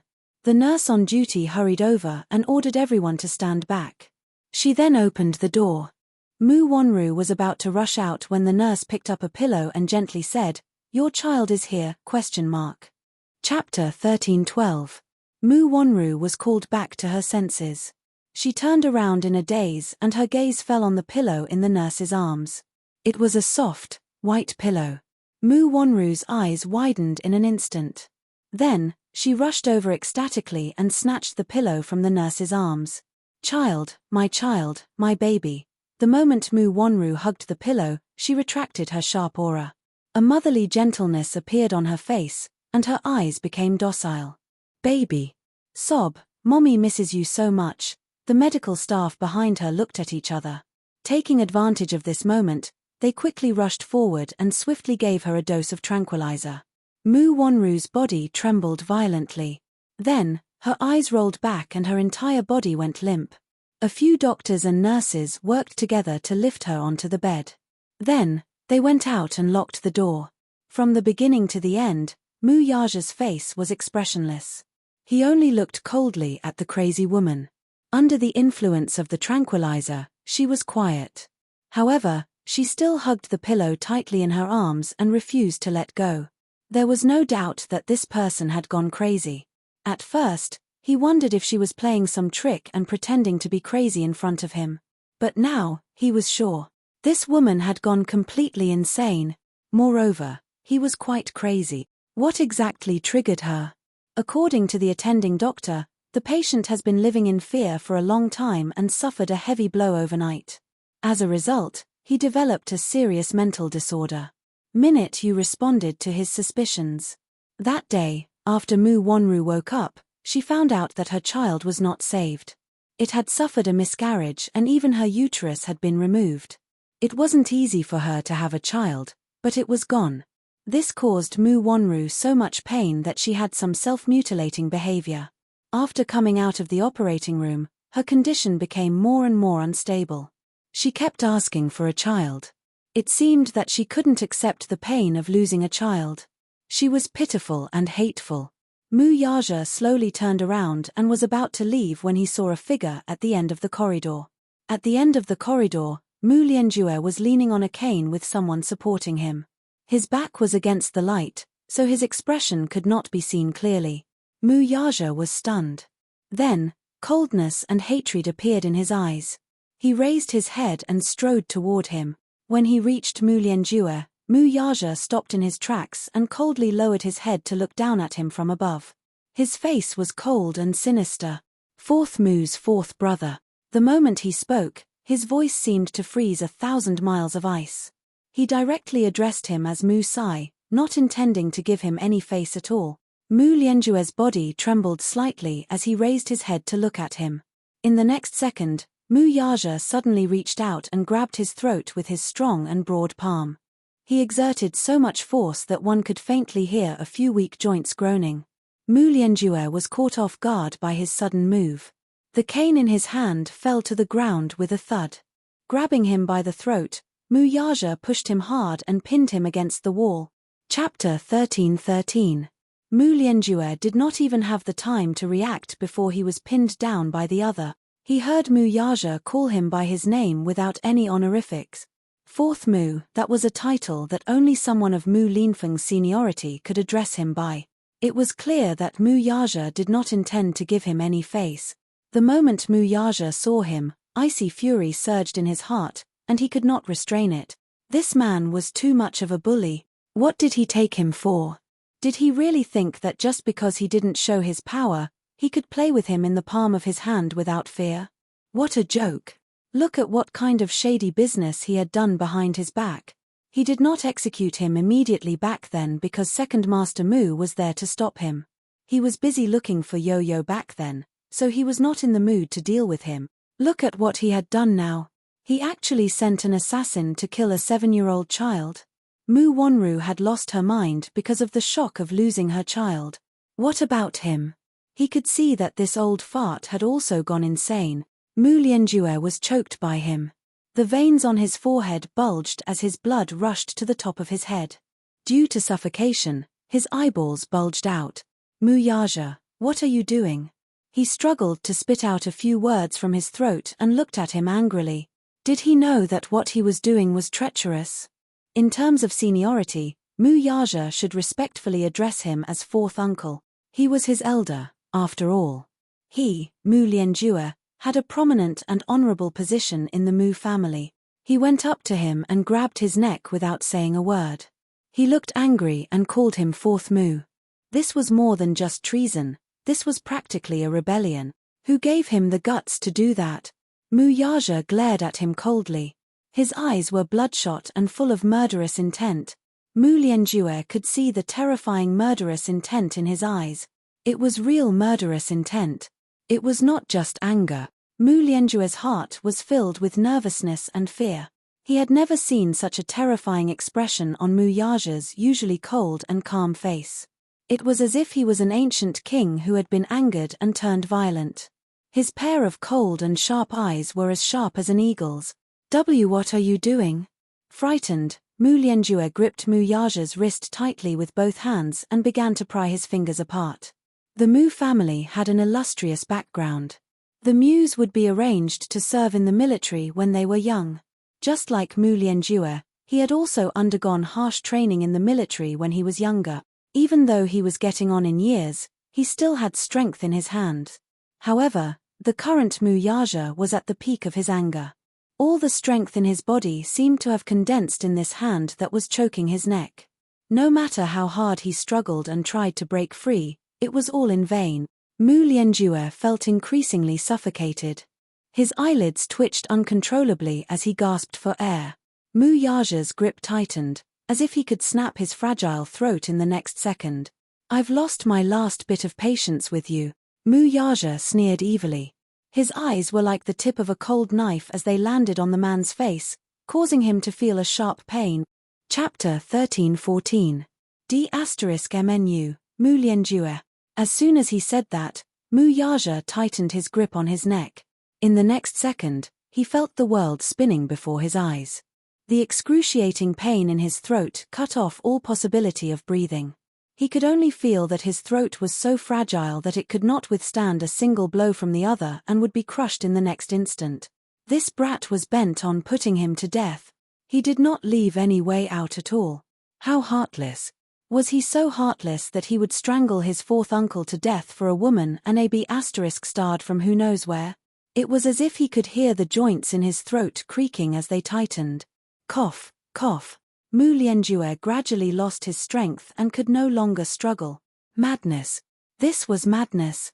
Mu Lianjue glanced at him, only to see a version of Mu Yaja he had never seen before. One was cold, heartless, and exuded a sharp, murderous aura from head to toe. Mu Yaja glared at him with bloodshot eyes. His pair of dark eyes seemed to be filled with a thick fog of viciousness. It was as if he could topple the mountains and overturn the seas and swallow him whole. Yu hurried over from behind, only to be stunned by this scene.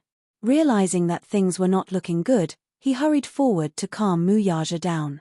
Boss, what are you doing? Mu Yaja was not in the mood to respond to him. He only stared coldly at Mu Lianjue's face. The evil and heartless expression on his face made Mu Lianjue's heart sink into an ice cellar. No, I don't want to die, I can't die. Mu Lianjue kicked him with all his might. However, even when those heavy kicks landed on Mu Yaja's calf, the latter's posture remained cold and still. It was as if he did not care about his attacks at all. Yu panicked and went forward to stop him. He knew very well that although this was a private property under the Mu Group, it was still related to the medical industry and was closely linked to the government. No matter how powerful and influential the Mu family was, if someone were to die here, it would be an unimaginable blow to the Mu family. Yu was puzzled. In his mind, his boss had always been calm and astute, and he was able to clearly distinguish between personal grudges and benefits. So, why was he so agitated right now that he'd completely forgotten where he was? Although Mingde Hospital was under the Mu family's name, there were many mouthpieces of the government in the hospital. He shouldn't have done that. However, Yu was wrong about one thing. Since Mu Yaja dared to do this, he must have a way to suppress this matter. Even if he personally dealt with Mu Lianjue in front of everyone in this hospital today, he still had the ability to control the situation. He wasn't afraid of killing anyone. Moreover, as the successor of the Mu family, he had experienced a lot of light and also a lot of darkness. He could be so ruthless because he was not afraid at all. He had the ability to kill Mu Lianjue without causing a stir.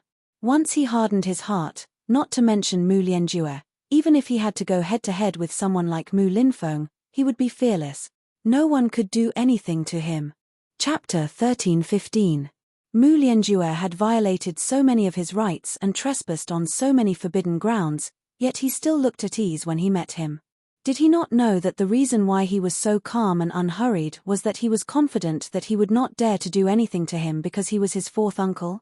Or was he so sure that he had a certain status in the Mu family that he naively thought that he would not dare to do anything to him? Minute Yu panicked when he saw that Mu Lianjue's breathing was getting shorter and shorter. His face had turned red, and the veins on his forehead were about to pop out. He was so anxious that he broke out in cold sweat. Could it be that the boss was really going to kill someone? Thus, he braced himself and went forward to stop him. "Boss, calm down. Don't get angry, lest the harmony in the family is damaged." Mu Yaja easily pushed him aside with one hand. "Get lost." Just as he was about to lose his wits after being pushed aside, an angry bellow was heard from behind him. "Are you crazy? Stop it." It was Mu Linfeng's voice. Mu Yaja frowned slightly and glanced back from the corner of his eye. While he was distracted, Mu Lianjue mustered all his strength and finally broke free from him. He fell to the side and hugged his neck as he coughed and gasped for air. Cough, cough, cough, cough, cough. Mu Lianjue could not stop coughing. When he raised his head to look at Mu Yaja, he looked as if he had seen a ghost and could not help but retreat backward. He was old. It was difficult for him to fight against him. Mu Yaja turned around and bumped into Mu Linfeng. Mu Linfeng, who was dressed in a well-ironed military uniform, slowly walked toward him, his footsteps like a gust of wind. He was different from the others. Mu Yaja had only trained in the army when he was young. Mu Linfeng, on the other hand, had been in the army since he was 10 years old. In a sense, he had devoted his life to power. Strictly speaking, he was the real power behind the Mu family and had toyed with it for most of his life. Now that the Mu family had developed to this point, they were naturally no longer just a wealthy family in the business world. With such a large family, they were involved in both legal and illegal activities. The one who represented the legal side was naturally the head of the capital's military, Mu Linfeng.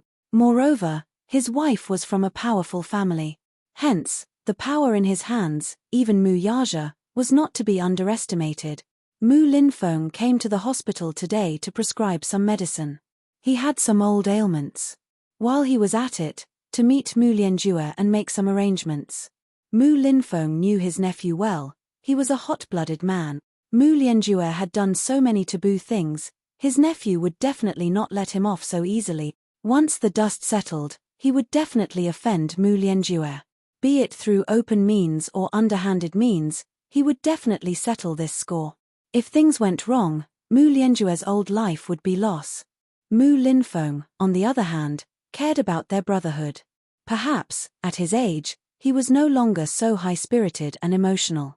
He was worried that Mu Yaja would secretly deal with Mu Lianjue, so he asked him to go abroad for a period of time to avoid the limelight.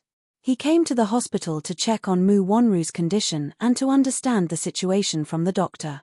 Chapter 13:16. Thankfully, he had appeared in time and stopped him in time, otherwise, he wouldn't have dared to think further. From the earlier scene, Mu Linfeng had indirectly experienced how ruthless his nephew could be. Mu Yaja looked at him with a lukewarm expression. "Second uncle, why are you here? You're crazy. How impudent. Are you crazy? What were you trying to do earlier?" "Nothing." Mu Yaja sneered. "It's been so many years. Some old grudges should be settled with someone, right?" "Nonsense."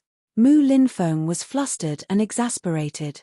He was about to say something when he suddenly paused and looked around with a warning look in his eyes. When Minute Yu saw this, he naturally understood what he meant.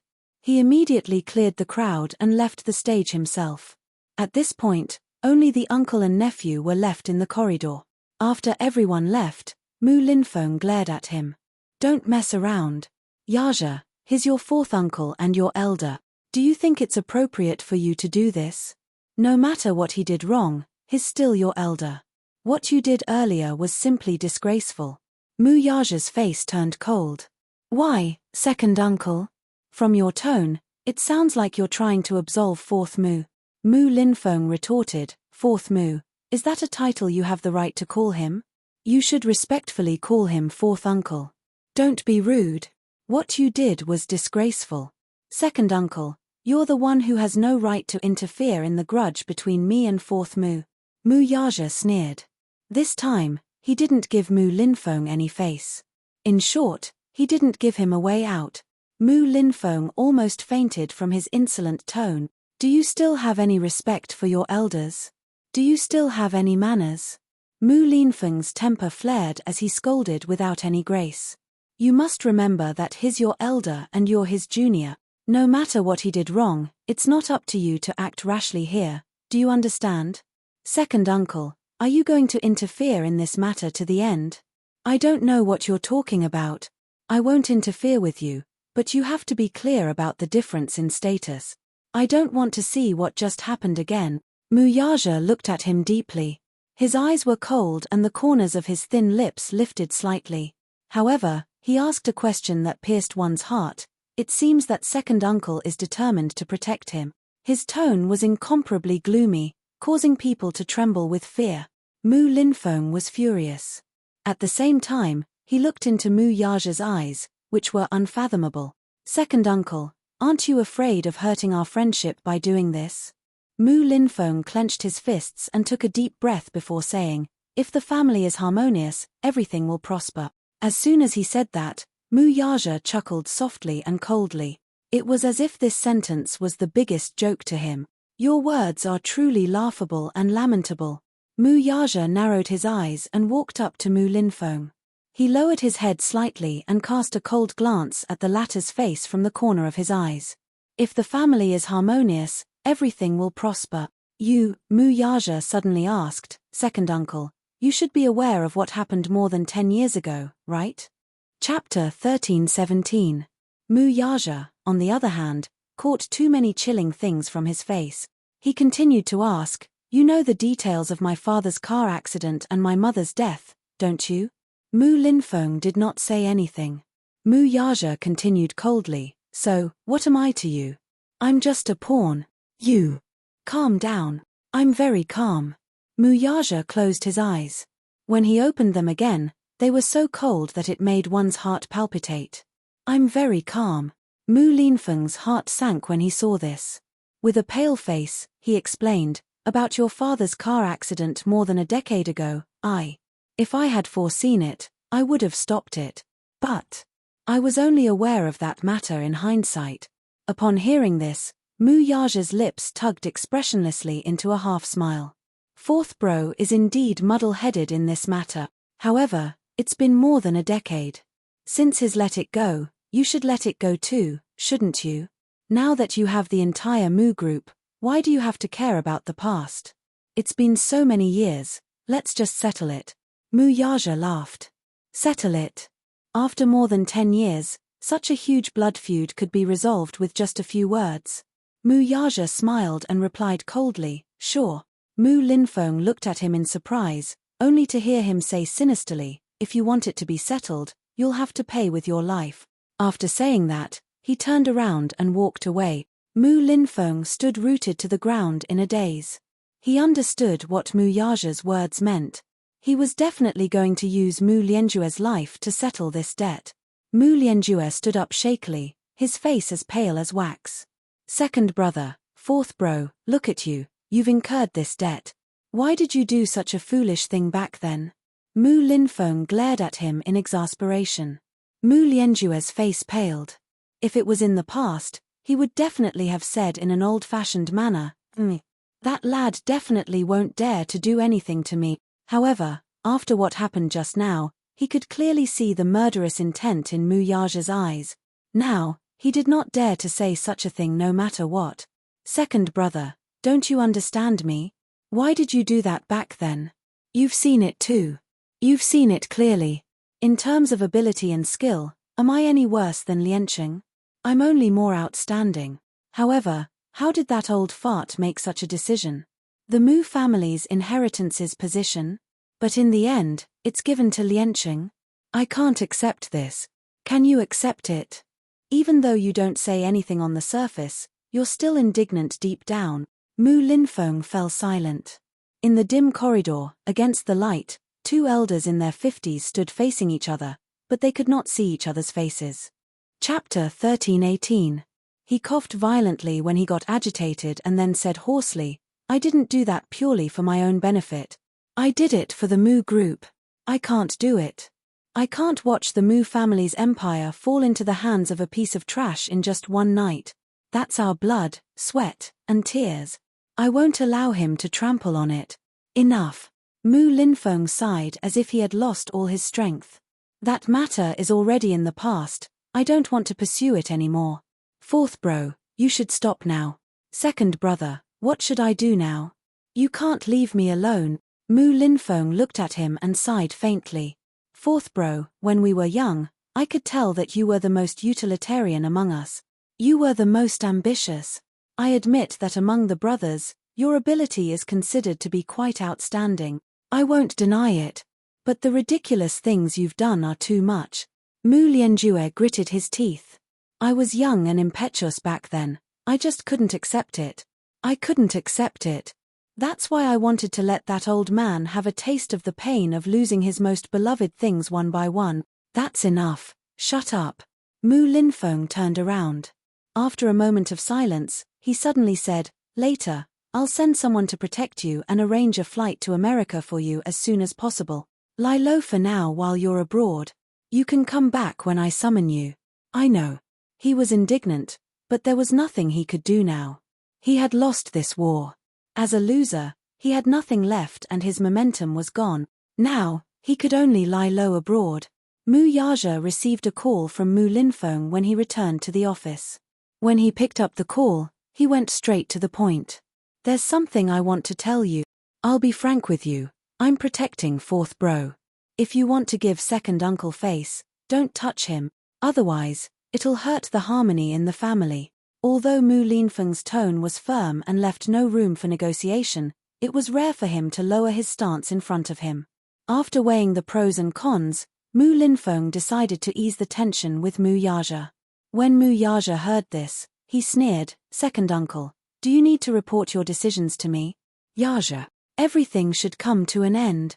Let bygones be bygones. Heh. Second uncle is also responsible for this matter. If second uncle had anticipated your fourth uncle's ambition, he would have taken precautions. You should understand that second uncle values the unity of the family and doesn't like to split up. I also feel very regretful and sad about your father's death. I am also very angry with your fourth uncle, very angry. However, some of his methods are too much, and it seems unreasonable. What is a favor? Second uncle, how can you talk about favors with me in the Mu family? In such a big Mu family, there is only the cold struggle for power. What is there to talk about? How laughable. How pathetic. Just like a person who drinks water, only he knows whether it is hot or cold.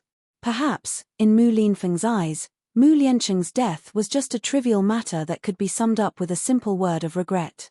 It was as if a single word from him could float away with the wind. Every step in the rich family was treacherous. A single mistake could lead to eternal damnation. The struggle for power was never-ending. Even though he knew this, he still could not forget the pain. The pain that almost destroyed him. Chapter 13:19. Mu Linfeng fell silent. The silence was so long that just as Mu Yaja was about to hang up the call, he heard his uncle's heavy and powerless voice. What do you want me to do for you to be magnanimous? Mu Yaja's voice sank as he retracted his smile. His cold voice sounded apathetic. Be magnanimous? Second uncle, you must be joking. What kind of tone is that? Yaja, is this the attitude you should have toward your elders? I'm your second uncle. Don't be too arrogant and insufferably arrogant. Mu Lianjue flew into a rage out of humiliation at his indifference. Yaja, consider it as giving your second uncle some face. For the sake of our family's bloodline, at least don't be so ruthless. He's your fourth uncle, after all. The same blood flows in his veins. Mu Yaja had completely lost his patience with him and was disgusted with his uncle's haughty attitude. He snorted coldly, aren't you overestimating your own status by saying that? Mu Linfeng was deeply stunned on the other end of the line. Never in his wildest dreams did he expect this lad to speak to him in such a manner.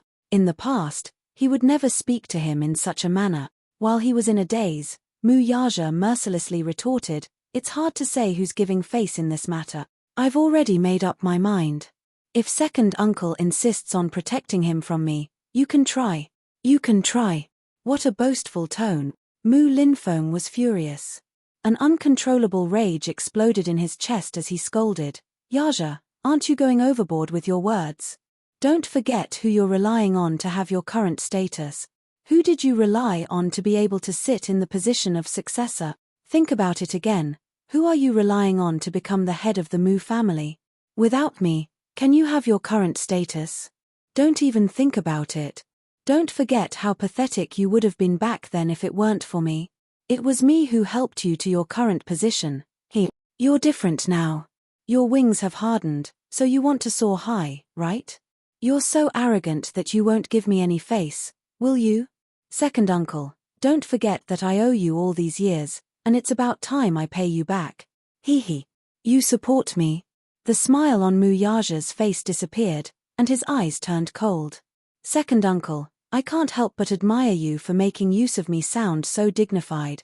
Yes, you were the one who supported me, but did you think that I was able to sit in this position all because of you? Not necessarily. Not everyone can reach where they are today with your support. Back then, no matter who it was, no one would be able to replace my achievements today. Mu Linfeng's expression changed drastically as viciousness surfaced on his face. Mu Yaja paused and said with a mocking smile, moreover, I should have paid back all the favors you've given me over the years. Have you forgotten? You can't do those dirty things with your status. Those dirty tricks that you couldn't complete were done by me. Why? Are you trying to erase this bit of credit with just a few words from you? Mu Linfeng questioned sternly. Then, what exactly do you want now? Chapter 1320. When Mu Linfeng heard that, he was both furious and shocked. Firstly, it was because of Mu Yaja's arrogant tone. Secondly, it was because of the implied warning in his words. Mu Yaja had no intention of giving him any face at all. While he flew into a rage out of humiliation, he also felt a trace of lingering fear in his heart. He couldn't help but fall into deep thought. How loyal were the people he had groomed for so many years to him? In the past, Mu Yaja had always been respectful toward his elders. Despite his arrogance, callousness, and indifference, he was still very respectful toward the elders in the family. Now, however, from his words, Mu Linfeng could tell that he was actually being unreasonable and rebellious toward him. He couldn't help but wonder if he should teach him a lesson and teach him a lesson. With that thought in mind, his words became impolite. Haha. Don't go overboard. Chimpate. You brat, you actually know how to argue with me, huh? Fine. Since you put it that way, I have nothing else to say. You settle your score, and I'll protect my people. If I can't protect them, it'll be because of your ability. However, let me say this first. Yaja, don't blame me for not reminding you when the time comes. What kind of consequences will your actions bring upon you? Don't you think it's time for you to examine the situation you're in now? You've just ascended to the position, and everyone in the family is suspicious of you. If you act rashly at this time, aren't you afraid of those gossips? When the time comes, if there are unfavorable rumors about you within the family, you'd better be careful not to lose your position as the head of the family. Second uncle, you should know me well enough. No one can stop me from doing what I want to do. It's either I don't do it. If I do, I won't leave a way out. I think it's best if you don't waste your effort. Otherwise, I'll embarrass you when the time comes. His uncle warned him. In that case, he also gave him a piece of advice. Mu Linfeng gritted his teeth. You'll regret it. Mu Yaja coldly added, I've never regretted what I've done. Second uncle, you're overthinking it. With that, he cut off the line. On the other end, Mu Linfeng was so infuriated that he slammed the phone on the table and stood up abruptly. With his hands behind his back, he paced back and forth on the spot, clearly irritated.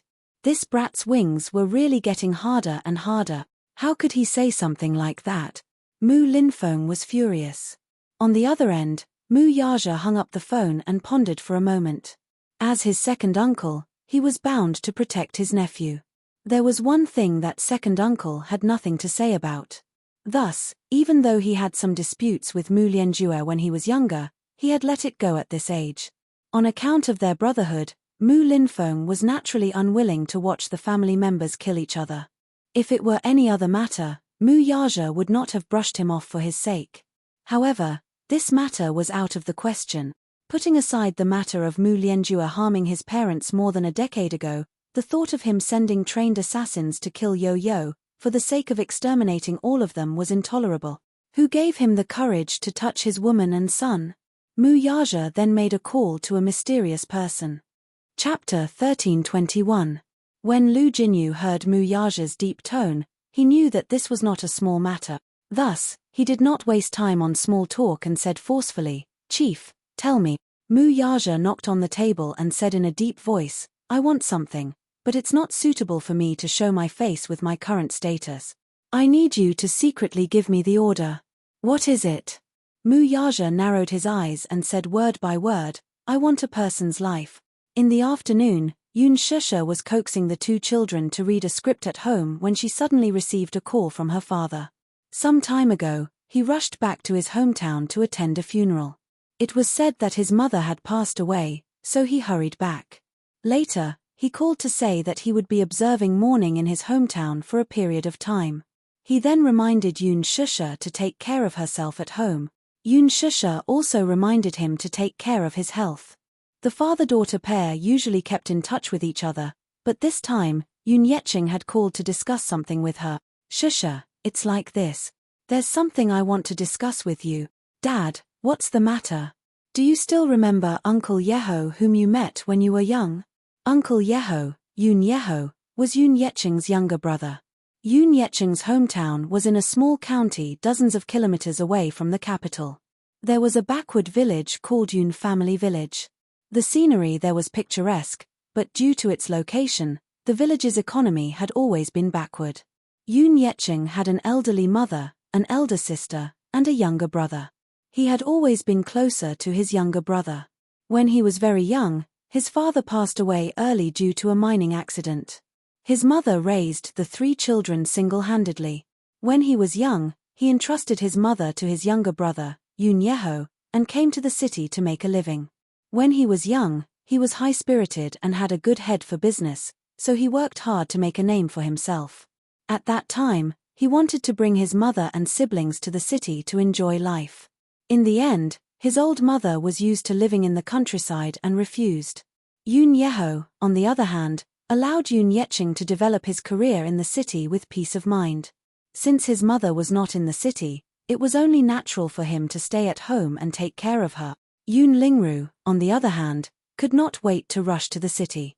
Her father arranged a job for her, so she settled down in the city, got married, and gave birth to a pair of children.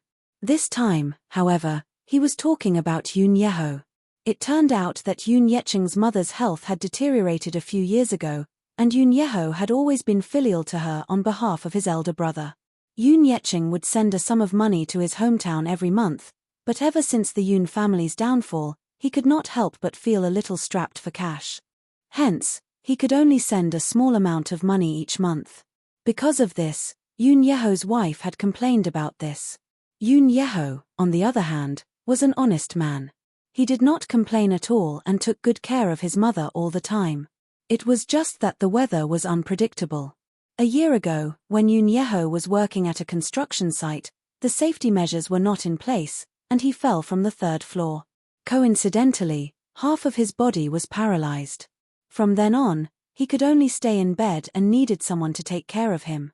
Chapter 1322. Yun Yeho was afraid that his father would worry about this matter, so he did not bring it up. The main reason was that he was afraid that he would become a burden to his father. Moreover, he was an upright person, so he did not mention it to his father. It was only when he rushed back to his hometown to handle the funeral that he learned about this matter. He had mixed feelings about it. All these years, Yun Yeho had been the one to fulfill his filial piety on his behalf. Now that his younger brother had fallen ill, it was only after a year that he, as his older brother, learned about it for the first time. When he saw his brother lying paralyzed on the bed with his weathered face, he suddenly felt guilty. He had let his younger brother down. Now that the funeral was over, Yun Yeqing had the idea of bringing his brother back to the city to live with him. He wanted to take good care of his younger brother while he was still young. However, He remembered that his house in the city had been sold, and he was now living with Yoon Shusha. Would it be bad for him to bring his younger brother back? Although their house was big, he was afraid of disturbing Yoon Shusha when he thought of how she would have her own family and life in the future. Hence, when Yoon Yecheng called to ask for her opinion on this matter, he brought it up to her. Shusha, I know that you're kind-hearted and won't reject my requests. However, I still hope that you won't force yourself. I haven't been filial to you all these years. Now that your brother is sick, I feel bad and want to bring him back to the city to take care of him. Will you be angry with me? Yoon Shusha was silent for a moment. Yoon Shusha had met this man twice when she was young. This time, not long after she had arrived at the Yoon residence, Yoon Yeho and his family had gone to the city to visit their relatives. Wearing rustic clothes, they brought along local specialties, fruits, and vegetables from their hometown to visit Yoon Yecheng's family. At that time, he had even carried her. He was very close to children and especially liked them. Between Yoon Shusha and Yoon Shusha, he especially liked the docile and obedient girl and doted on her. The second time was when Yoon Yecheng's business was ruined and his family was in dire straits. Yoon Yeho, on the other hand, had come here in secret behind his wife's back. He knew that his brother was having a hard time and that their family was in dire straits. Thus, he secretly gave him tens of thousands of yuan, which he had scrimped and saved, to pay off his brother's debt. How could Yoon Yecheng accept it? He rejected it again and again. His brother, on the other hand, was honest and did not say much. He just quietly stuffed the money into the cupboard before he left. Yoon Shusha had a good impression of her brother. He was an honest and upright person. The moment she heard that Yoon Yecheng planned to bring her brother over, she was still considering where to settle him down. Shangti Walk. That can't be. It's too inconvenient. Most importantly, given her current occupation, if she were to be followed by the paparazzi, it would definitely disturb her husband, who was planning to move to the city to recuperate. Chapter 1323. Usually, I'll stay there to take care of him. However, because of this, it might be difficult for me to take care of you. I hope you can understand me. After all, Grandma passed away and your uncle is half paralyzed. It's quite serious. That's why I want to take good care of him. Dad, what are you talking about? Yoon Shusha did not know whether to laugh or cry. She said helplessly, you earn 5,000 yuan a month. After deducting the rent, how much can you afford? This. It was not that he had not thought of this problem. He was extremely vexed. He also thought of asking Yoon Shusha for help, but he was too ashamed to do so. However, he heard Yoon Shusha say, how about this? The house we're living in now has 3 floors. If Uncle doesn't mind, we can put him on the 3rd floor. How about it? However, I'm afraid that the little guy will cause a ruckus and affect his rest. If you're worried about this, I can contact someone and buy a small bungalow nearby. The environment will be more elegant and secluded. This way, I'll be close to him and can visit him when necessary. Dad, your health isn't good, so don't go out and work. Stay at home and accompany Uncle. I'll hire a caretaker to take care of him regularly. Who knows, if the care is in place, there might be a glimmer of hope for him to stand again. Don't you think so? This won't do. You're working so hard and taking care of a child. You're already too busy, you can't do this. He did not want her to work too hard and run around for his debt of gratitude. If that was the case, he would rather think of a solution himself. Dad, must you treat me like an outsider? It's not a big deal. Now, I have the ability, and I'm earning more money. My life is no longer like before, when I can't make ends meet. It's time for me to be filial to you.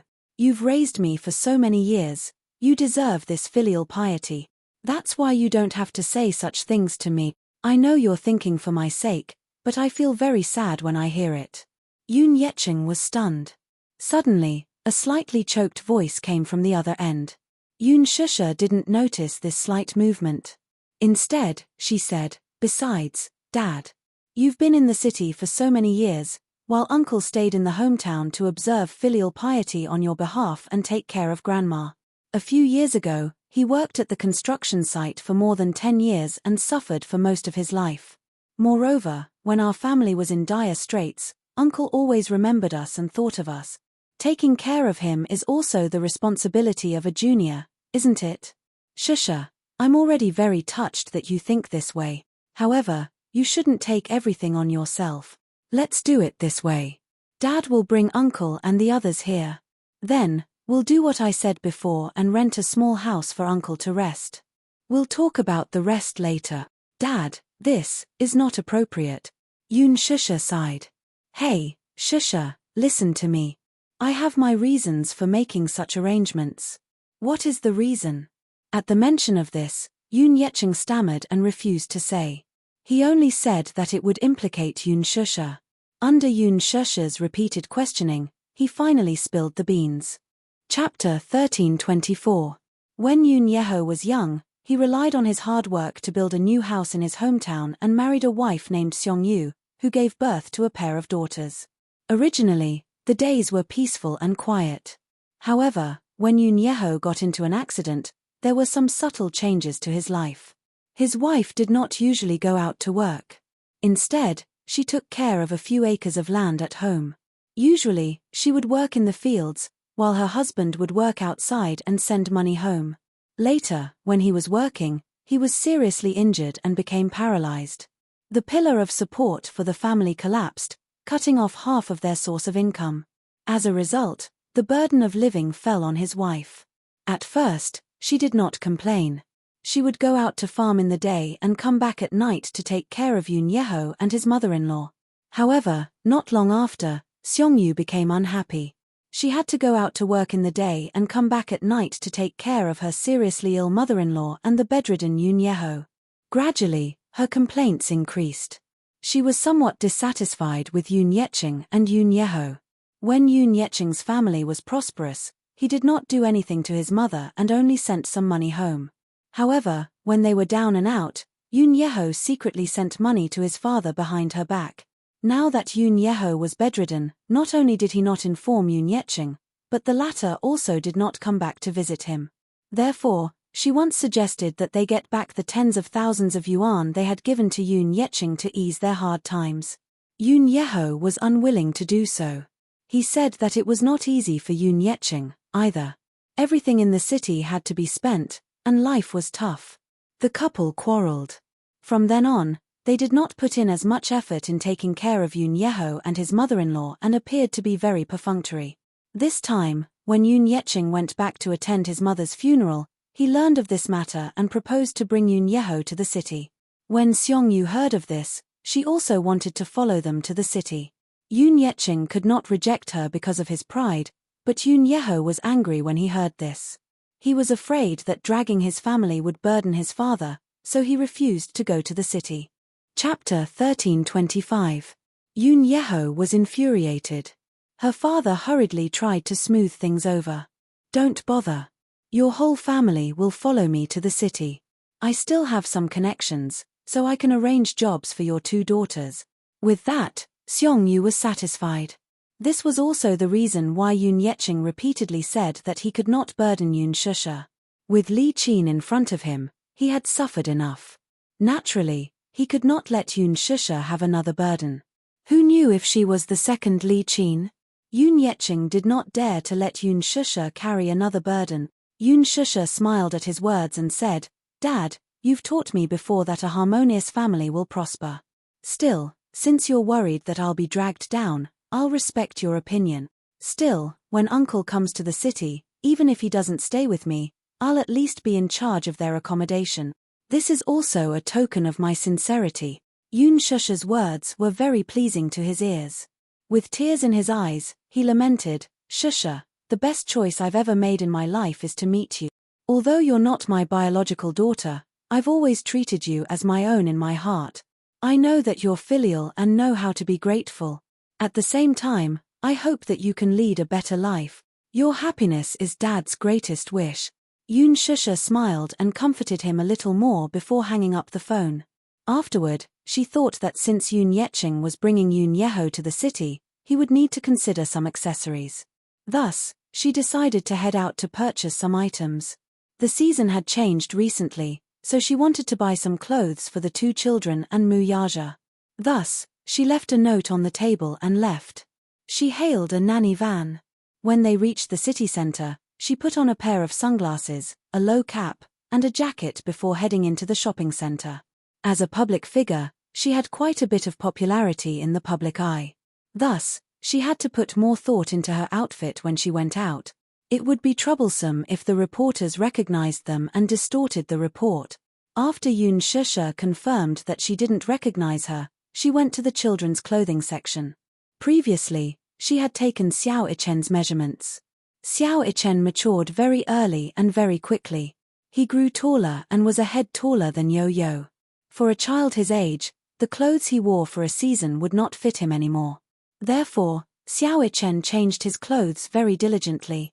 Xiao Ichen's skeleton was slightly bigger than Yo-Yo's.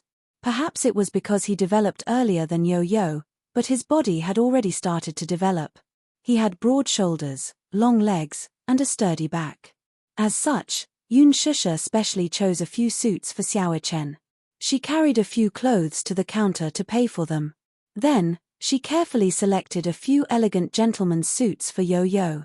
Yo-Yo was especially suited for this style of clothes. The suits made the little guy look elegant, classy, and especially noble. When she brought a few pieces of clothing to the counter, the salesperson looked at her with a strange gaze. Just as Yoon Shusha took out her wallet, the salesperson at the counter stared at her and asked tentatively, "Are you that Yin Xiaochuan who acted in The Green Apple with Jiyu Xingze?" Chapter 1326. Aya, I can't remember your name, but I know you. I've seen the movie you acted in online. You played the role of Yin Xiaochuan in it, right? Yoon Shusha's lips twitched a few times before she said calmly, "Please help me settle the bill." "Thank you." Oh, okay. The shop assistant quickly packed up the clothes she had bought. However, she suddenly realized that the clothes Yoon Shusha had brought over were children's clothing. She noticed that they were clothes for children around 7 or 8 years old. Why was she buying clothes at the children's clothing section? The shop assistant was suddenly stunned. The internet had advertised that Yoon Shusha was as pure as a young girl and that she was single. She had never been married. Could it be that she had gotten married in secret and had a child? But these clothes were for children around 7 or 8 years old.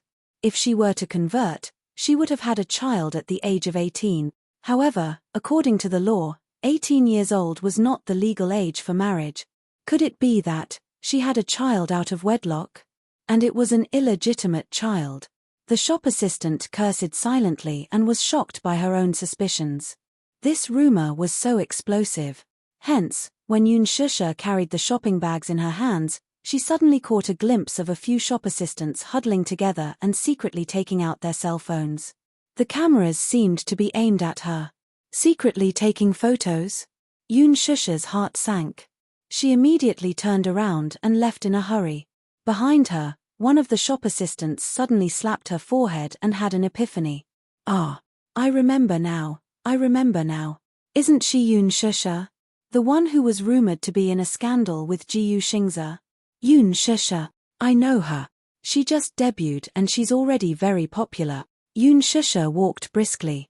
The shop assistants behind her raised their cell phones and aimed the cameras at her. They were following her because of her fame. She reached out to stop them. "Stop taking photos. Can you stop taking photos?" Yoon Shusha panicked. In the past, she would have her assistant and bodyguard with her. At this time, the bodyguard would appear and stop these people. But now, she was alone. Other than hiding and begging pitifully, there was nothing else she could do. She didn't expect that after dressing up like this and wrapping herself up like a dumpling, she would still be recognized. It could only be said that The Green Apple was too popular.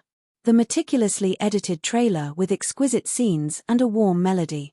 Once those sensational and beautiful scenes were released on the internet, it immediately caused a strong reaction among the young people. The memories of my youth, the warmth in my memories. Jiyu Xingze and Yoon Shusha's acting as the winter and summer couple couldn't be any more perfect. Even though Jiyu Xingze and Yoon Shusha are in their 20s, their acting is as authentic as a 16-year-old. The Green Apple S Yoon Shusha S The Green Apple, but after seeing the trailer, it's beyond everyone's expectations. It seems to be a good feeling. In addition to the official Weibo's promotion and the hype of various famous marketing accounts, Jiyu Xingze also revealed the highlights of the filming from time to time. Hence, the topic of the green apple was constantly trending on the internet. Hence, almost all the young people who frequently surfed the internet knew about Yun Shusha. Yun Shusha walked all the way, but the shop assistants were still chasing after her with their cell phones. They madly took photos, recorded videos of her. She was a celebrity, and a big celebrity. Chapter 1327. Actually, given Yun Shusha's current status, it could only be said that she had just become famous. Other than acting in a movie, shooting a few print advertisements, and taking on her MV for an idol drama's original soundtrack, she was widely known by the public due to her high exposure. However, in terms of status, she could not be compared to Han Yuyan and Yang Mi. The reason why she was considered a big star was because Lin Fengtian's personal charisma was too strong. In addition, he had worked with Jiyu Xingze before. Moreover, the two of them had been involved in scandals outside of filming. In the eyes of the public, Jiyu Xingze had always been an excellent idol who was insulated from scandals. He rarely had any scandals with female celebrities. Other than some groundless accusations by the media and the female celebrities who had worked with him deliberately buying marketing accounts to create scandals, Jiyu Xingze could be said to have no scandals at all. Therefore, when Jiyu Xingze's team did not particularly resist the scandals between him and Yun Shusha, in the eyes of the public, Yun Shusha had almost become the heavenly king's sister-in-law candidate. A female celebrity who had worked with Jiyu Xingze before. She had been very popular recently. Moreover, everyone had their vanity. If they could post a photo with a celebrity on their WeChat moments, wouldn't they be in the limelight? Yun Shusha, can you take a photo with me? Yun Shusha, are you really together with Jiyu Xingze? That's impossible, right?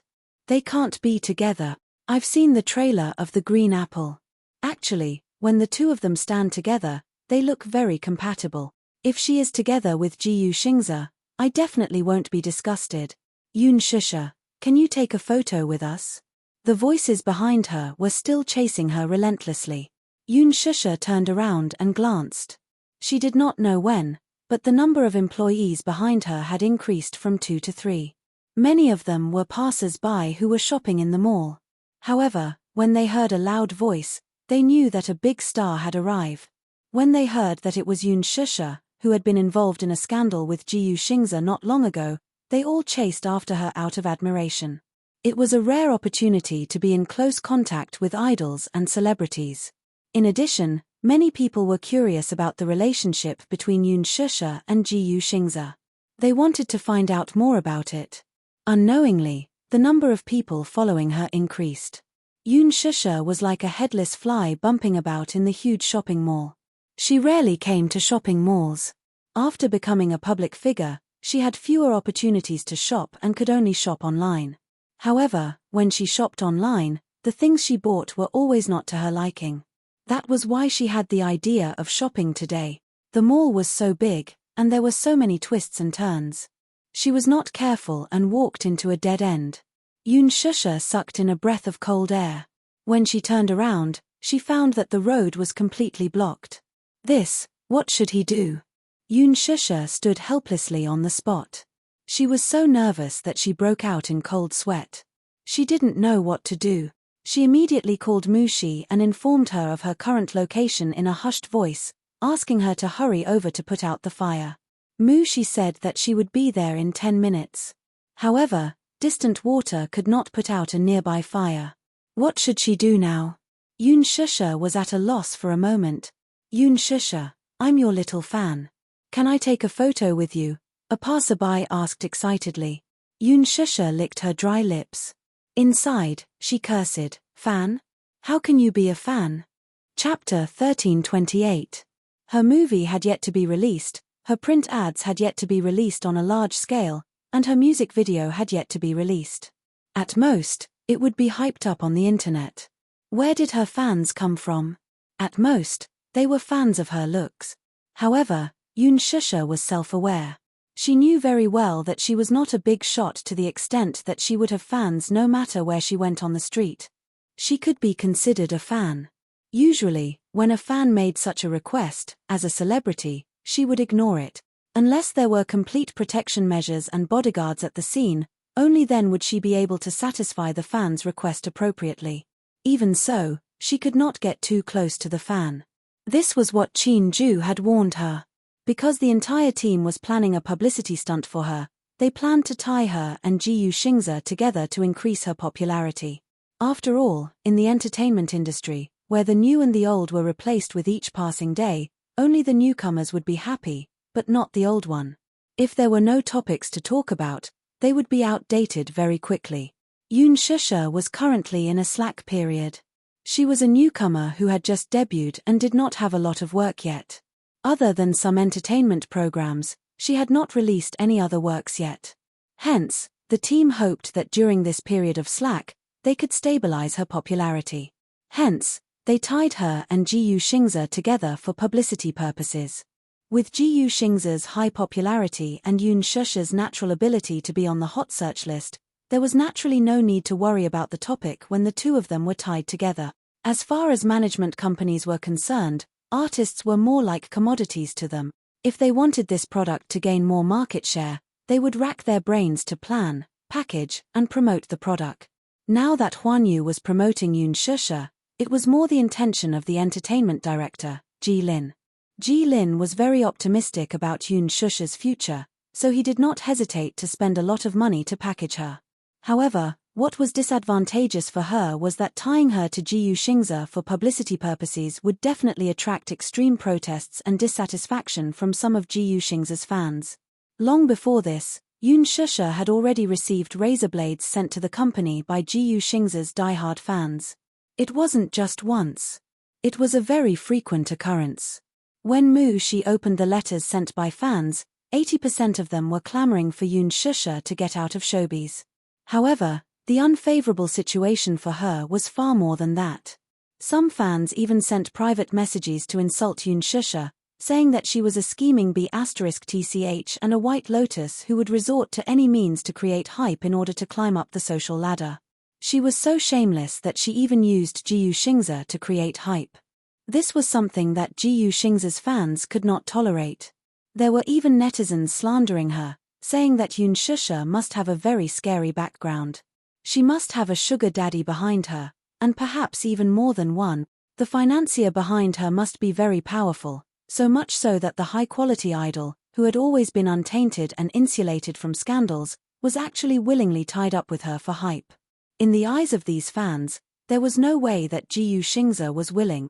He was so arrogant and aloof, so how could he lower himself and cooperate with a newcomer to create hype?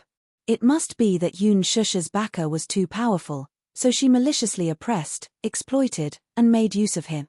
These voices with ulterior motives spread like wildfire online. Hence, Qin-ju repeatedly warned Yoon Shusha not to go out alone. If she met Ji Yuxingzi's extreme fans, he was afraid that she would be hurt. Chapter 1329. In the past, there was also a new starlet who had just debuted. She was pretty and had collaborated with Ji Yuxingzi in an idol drama. She acted as a scheming second female lead. Just like Yoon Shusha's team, this starlet's team wanted to use Ji Yuxingzi's popularity to create hype. Ji Yuxingzi's team naturally wouldn't allow Ji Yuxingzi's popularity to be used by them. Hence, they bought their own marketing accounts and started to create hype with some verified accounts on Weibo. They spread some groundless gossip on the set on the internet to create an ambiguous feeling between the two of them. The starlet would also post some ambiguous content on Weibo from time to make people's imaginations run wild. However, her team took a wrong step. The idol drama that Xiao Hua acted in did not have a good character setting. Not only was she the second female lead, but in the drama, this character was sinister and vicious. She was very shrewd and always made things difficult for the male lead and female lead. It was very unflattering. Moreover, the audience liked the couple very much. Hence, the impression of the characters in the drama was brought to reality. They were especially disgusted and resistant to the starlet. In addition, she used Ji Yuxingzi's popularity to create hype. This caused Ji Yuxingzi's team to be unhappy. Ji Yuxing's studio quickly released an announcement to clarify the scandal. They also accused the starlet of not having professional ethics and creating hype for herself. This caused a huge impact on Ji Yuxing's acting career. As a result, the public was even more disgusted with the starlet. At a press conference, an extreme fan entered the venue and shook hands with a celebrity at close range. The fan took out a bottle of sulfuric acid and splashed it directly on her face. She cursed angrily, "Shameless B*tch, go to hell." Then, she took out a small knife and stabbed her ruthlessly. She stabbed her a total of 15 times and her body was covered in blood. She was rushed to the hospital for emergency treatment. Fortunately, the stab didn't hit any vital parts. However, the fatal part was the sulfuric acid that was splashed on her face. The starlet opened her mouth and screamed in fear. The sulfuric acid entered her mouth and burned her throat. Her face was disfigured. It was a horrible sight. After that, she left the entertainment industry and disappeared without a trace.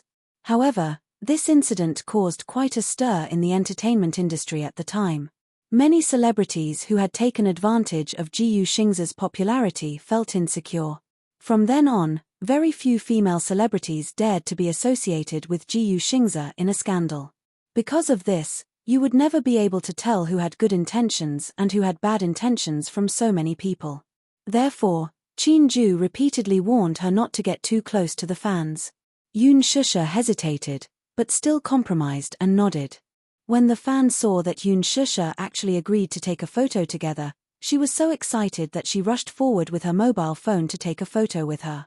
As soon as she stepped forward, the others also rushed forward and surrounded Yun Shusha, constantly throwing out questions that were even sharper and more vicious than those of the media reporters. Yun Shusha, are you really together with Ji Yuxing? Do you like Ji Yuxing? I read the gossip reports that you and Ji Yuxing are secretly dating. Is that true? If you are really together, why are you hiding it? You like Ji Yuxing, but does Ji Yuxing like you? Did you throw yourself at him when you were in a scandal with Ji Yuxing? Someone in the crowd suddenly made a malicious guess. Chapter 1330. Everyone fell silent for a moment. Those sinister, suspicious, and curious gazes fell on her one after another, all of them carrying deep meanings.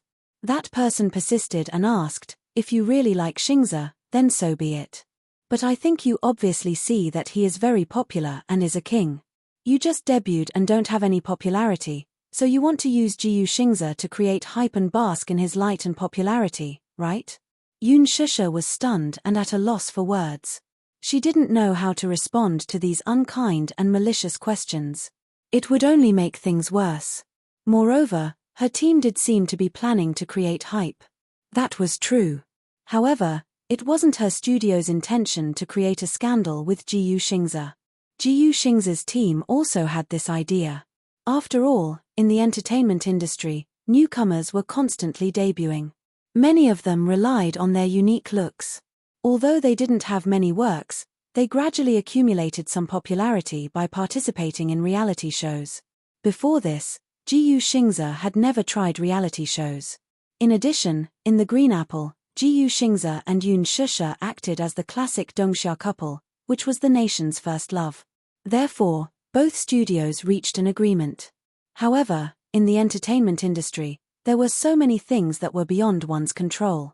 There was clearly so much unkind public opinion being forced on her, but she couldn't deny it or explain it. On the contrary, public opinion was a better weapon for her to become famous. Yun Shusha bit her lower lip and avoided answering the question.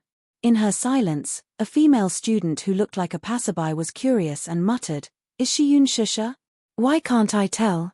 As soon as she finished speaking, Yun Shusha saw her rush forward and reach out to take off her cap and sunglasses. When her exquisite face was exposed in front of everyone, there was an uproar.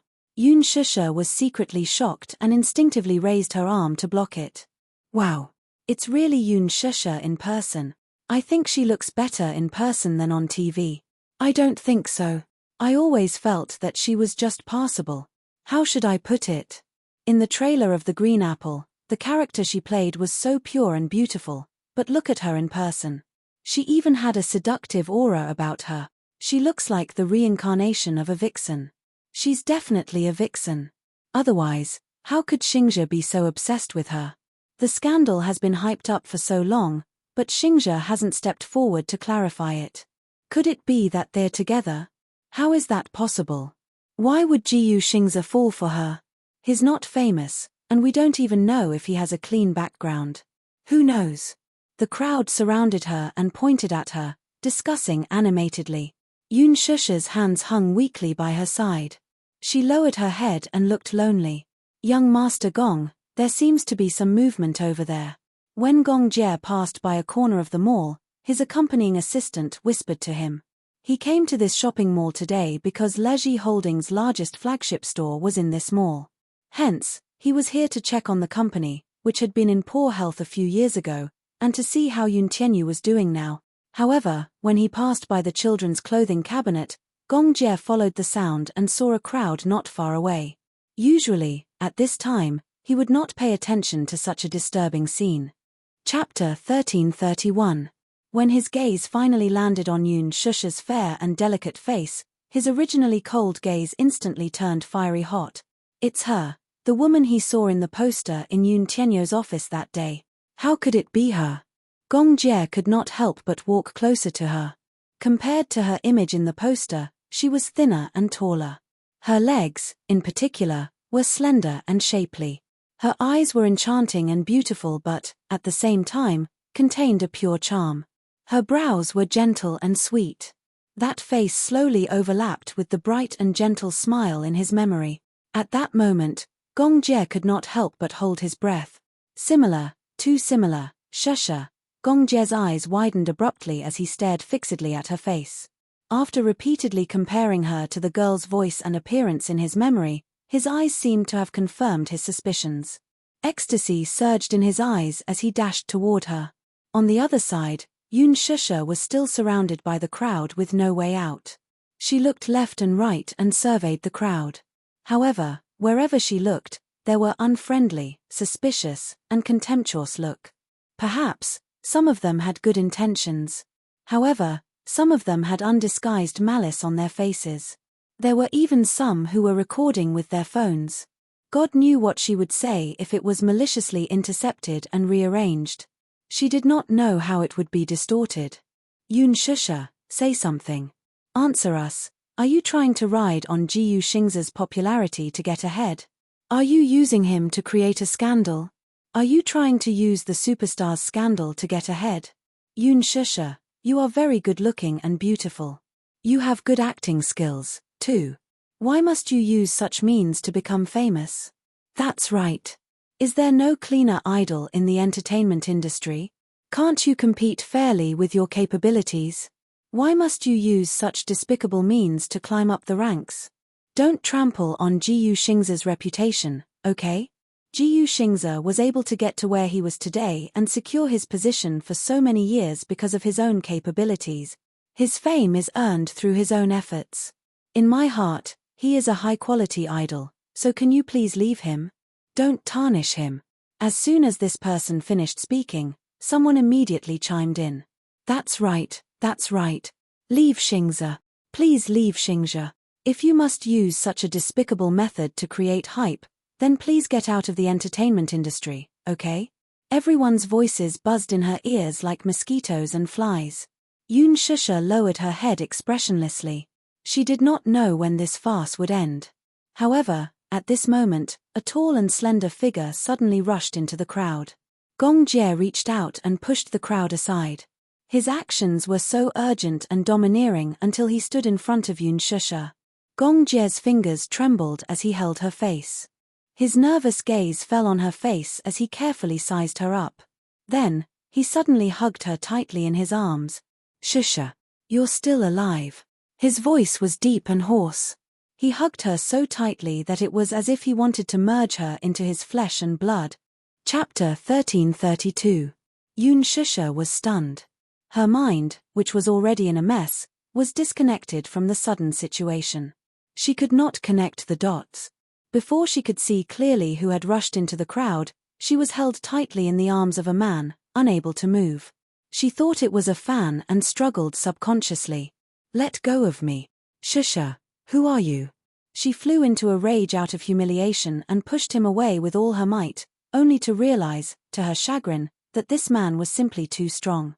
No matter how hard she tried and how hard she struggled, the man in front of her remained in this position and did not budge an inch. What was going on? Everyone was shocked and could not come back to their senses. Earlier, when Gong Jie had rushed into the crowd, everyone had immediately noticed this man. It was not because of anything else, but because he was too outstanding. His tall and straight figure was a full shoulder taller than Yun Shusha.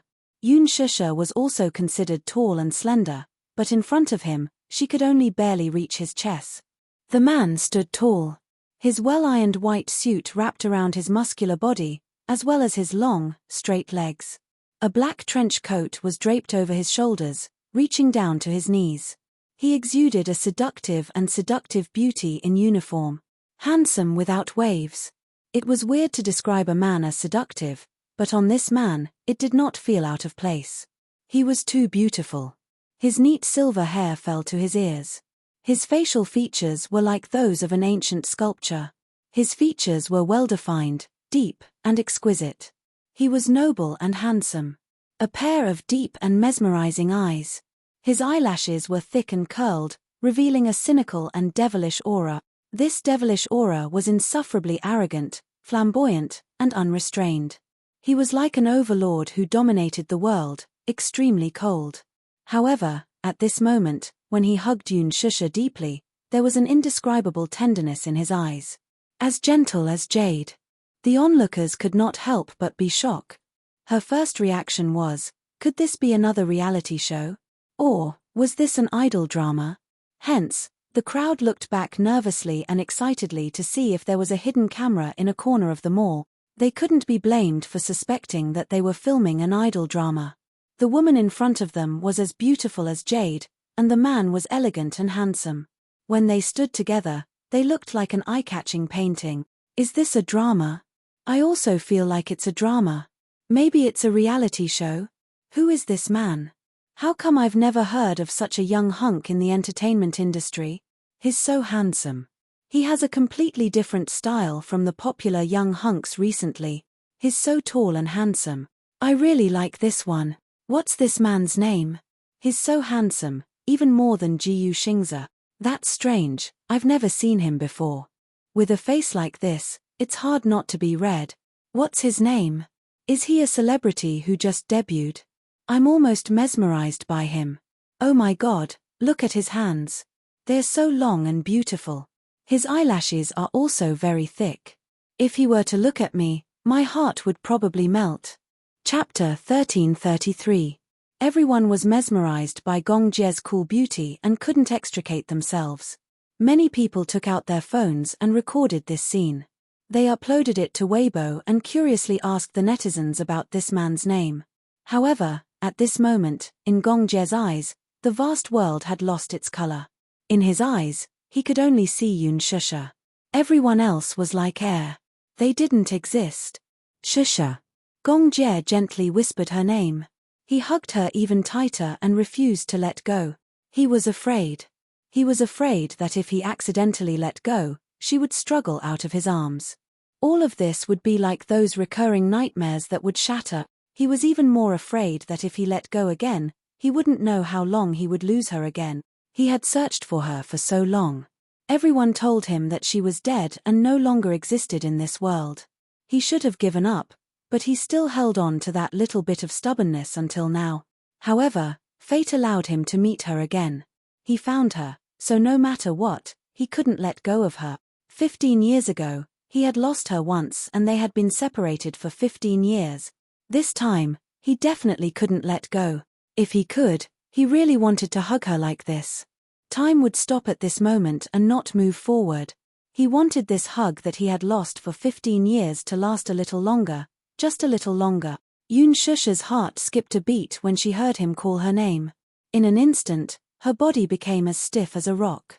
She didn't know who the man in front of her was, but she didn't know why. But when he called her nickname, Shusha, he muttered. His voice was incomparably hoarse and deep. It was filled with the fragility and sadness of a foam board.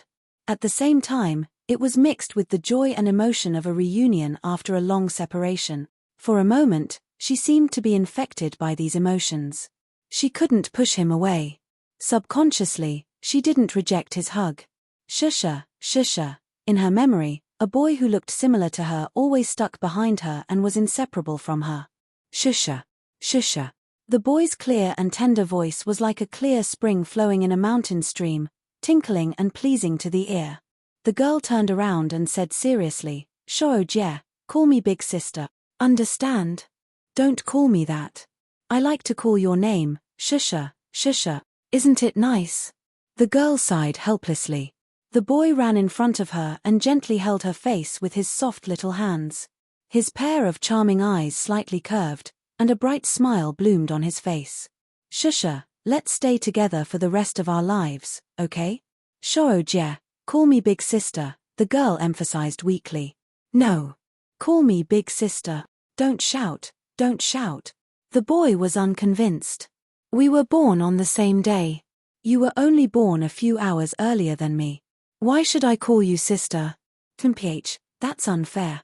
Even if I was born a second earlier than you, I'm still your sister. But you're so stupid and weak. Why don't you call me big brother? I'll protect you for the rest of my life. Shoujo, if you continue to be like this, I'm going to ignore you.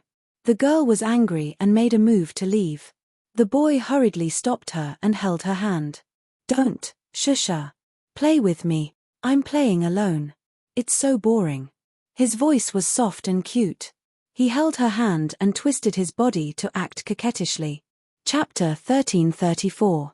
No matter how awkward the boy was, when he raised his head to look at the girl's face, which was pretending to be angry, he finally gave in.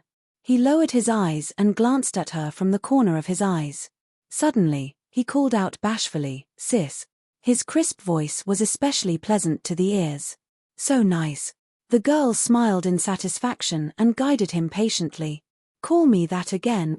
The boy turned to look at her. When he saw the satisfied and bright smile on her face, a hint of shyness flashed across his well-defined eyes. He spoke again in a tender voice. Sis, let's play together, okay? Shusha, I've finally found you. Gongjie muttered to himself as he hugged her even tighter. It was so tight that she felt like she was about to suffocate. When she heard his voice, she hesitated for a moment and was secretly puzzled. Why did she feel an inexplicable longing for his embrace? She clearly did not know him. Why did she feel a sense of closeness when they were strangers? She actually did not reject his hug at all. Being hugged so uncontrollably by him, she felt an inexplicable sense of loss and disappointment in her heart. She heard him call her Shusha. What a familiar tone.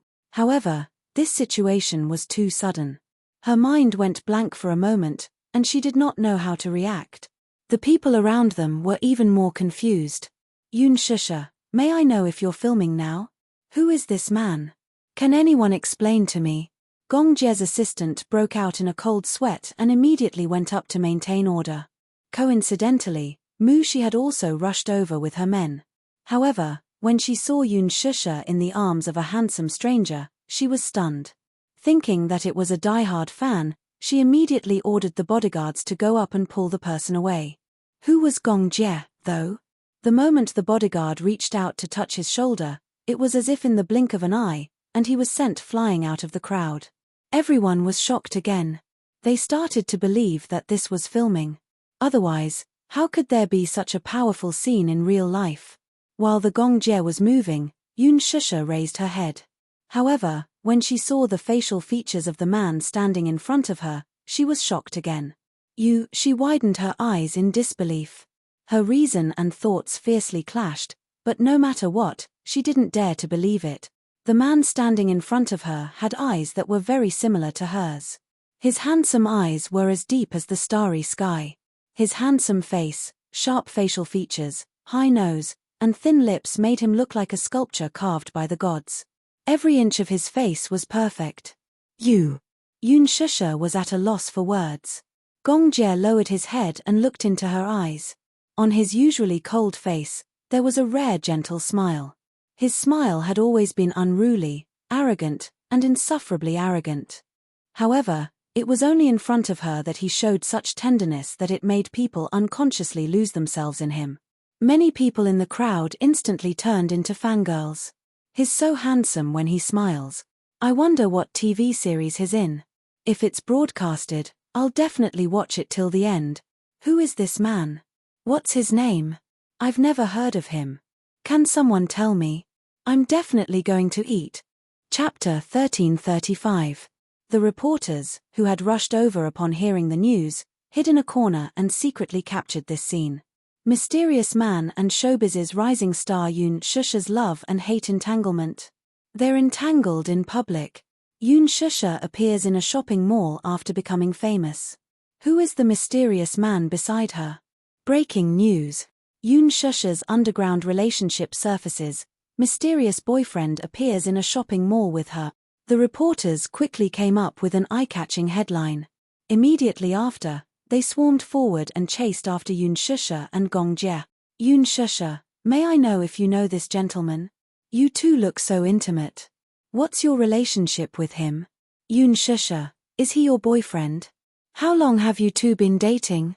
Yoon Shusha, there are rumors that you and Jiyu Xingze have an ambiguous relationship.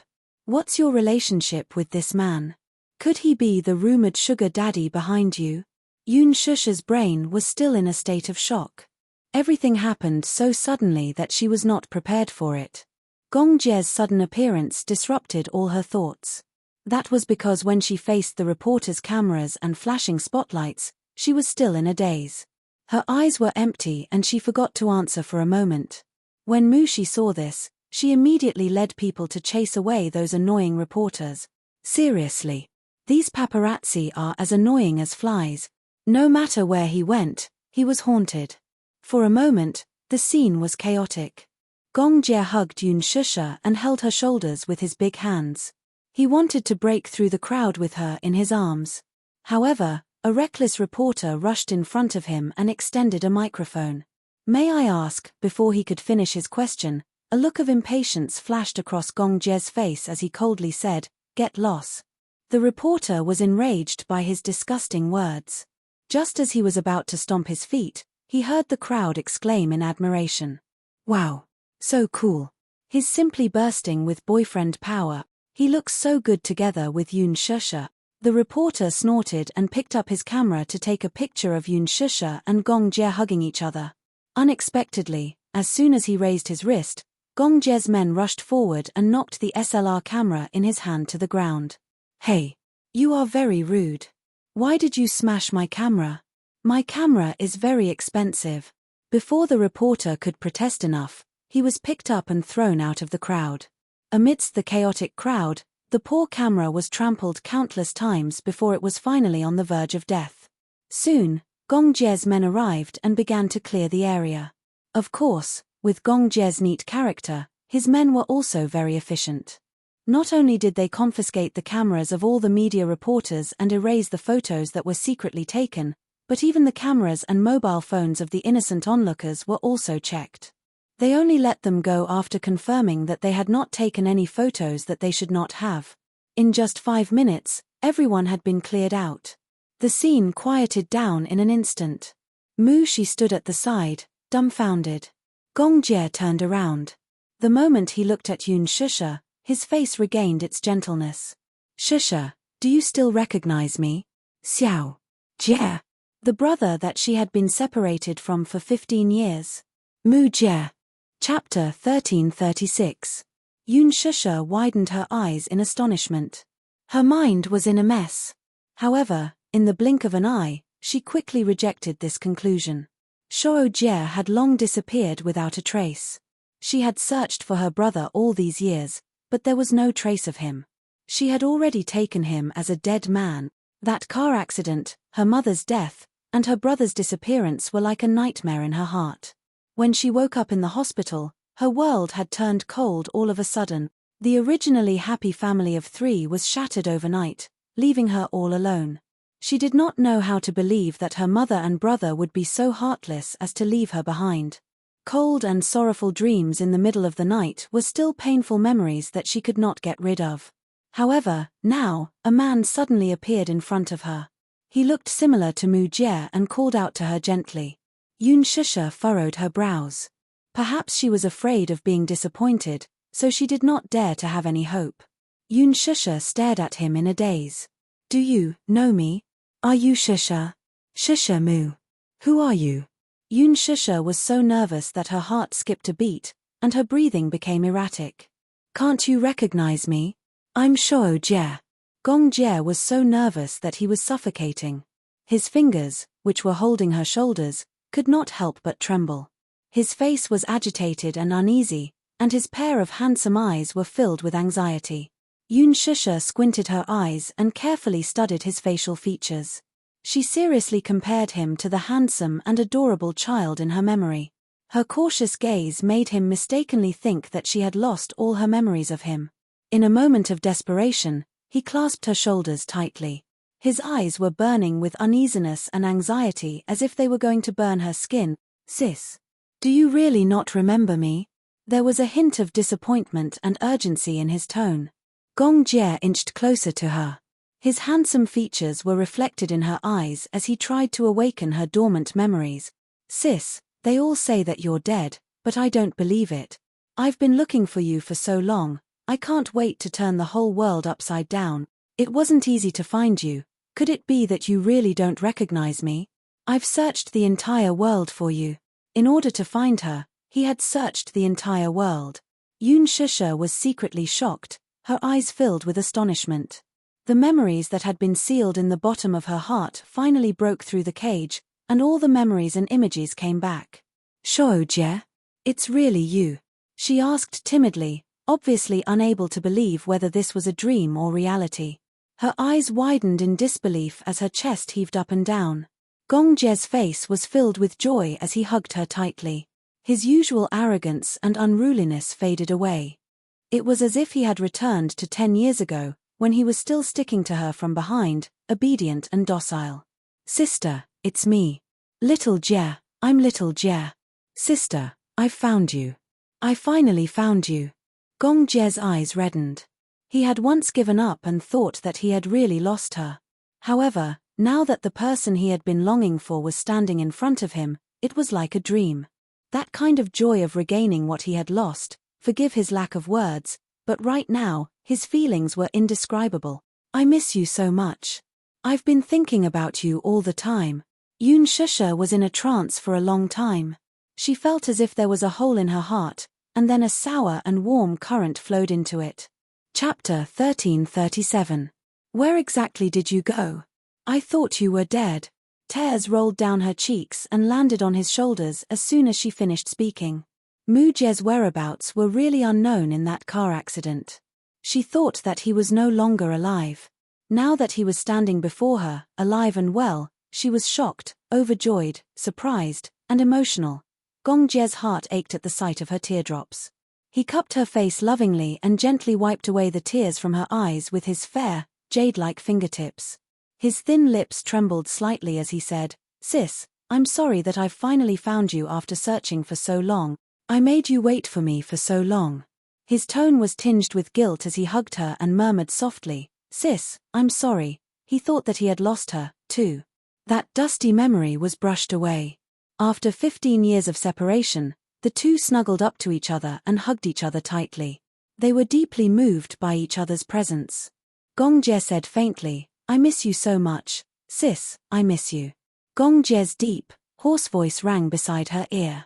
It was as seductive as an orchid. She did not know what had happened. She walked up to Yun Shusha and sized up the man standing before her warily.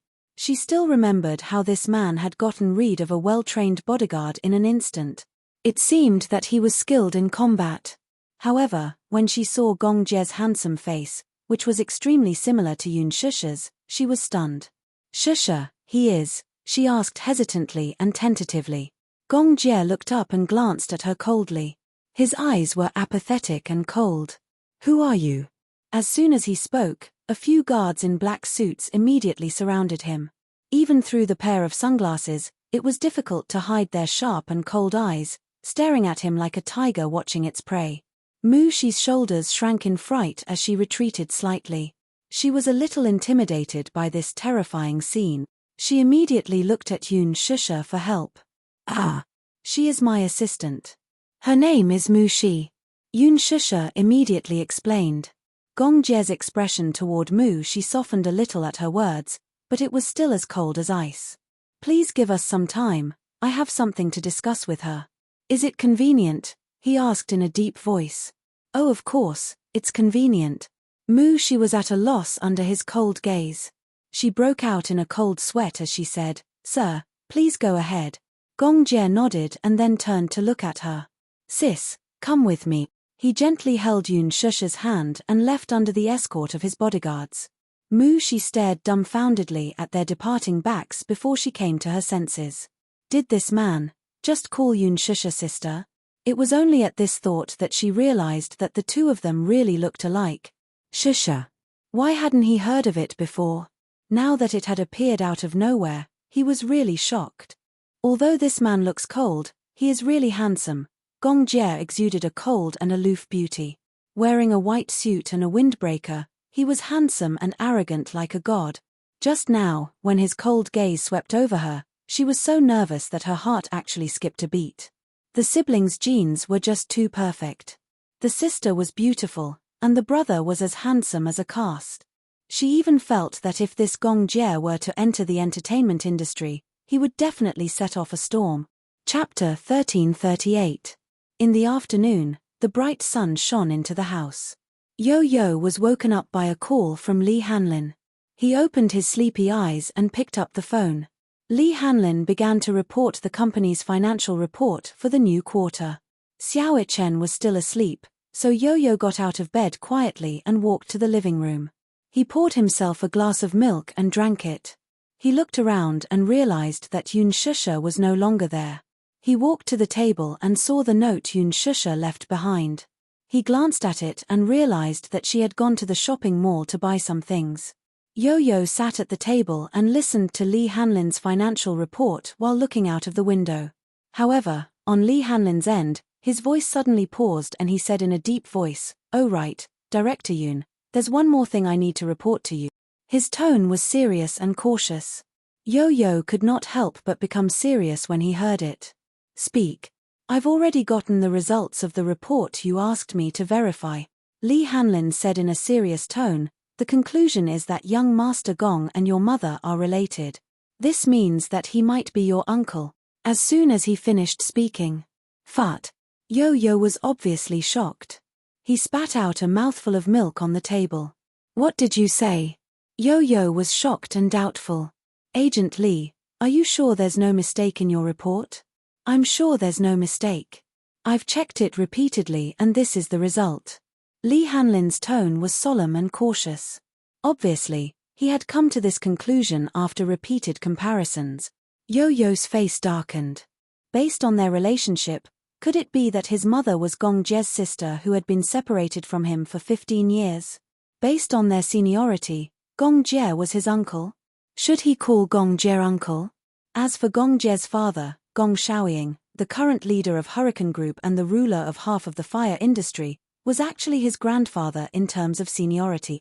Mommy is Gong Shaoying's daughter, the daughter of the Hurricane Group. Yo-Yo's mind was thrown into disarray in the wind. How could there be such a melodramatic thing in this world? Yo-Yo bit her pink lips with a conflicted expression. If that was the case, then Mommy and Gong Jie were siblings. She had heard Gong Jie mention that he had been looking for a long-lost relative.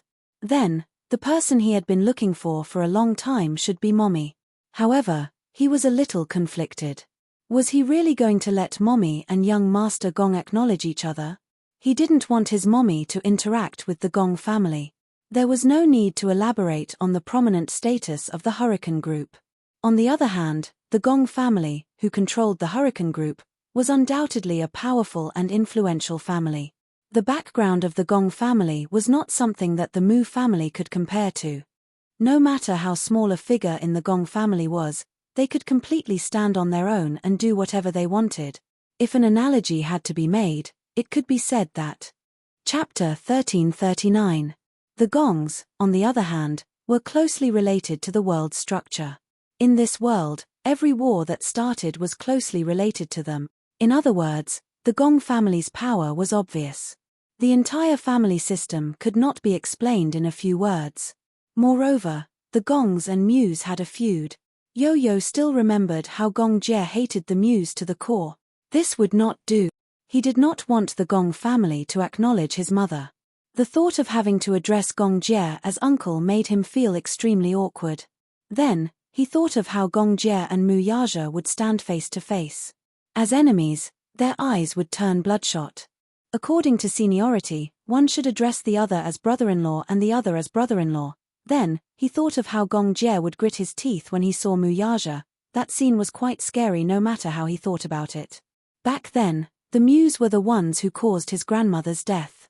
Although Mu Sheng was not the direct culprit, he was still the one who indirectly caused Mu Qingqing's death. Gong Jie must hate him to the core. He must hate Mu Yaja, too. This feud between the Gongs and Mews would not be written off easily no matter what. However, this was not the main point. The main point was that Yo-Yo did not want his mother to know his identity. If she knew that he was involved in smuggling, arms, and oil at such a young age, he wondered what kind of shocked expression Mommy would have on her face when the time came. Yu had a headache and held his forehead. His temples were throbbing with a dull throbbing pain.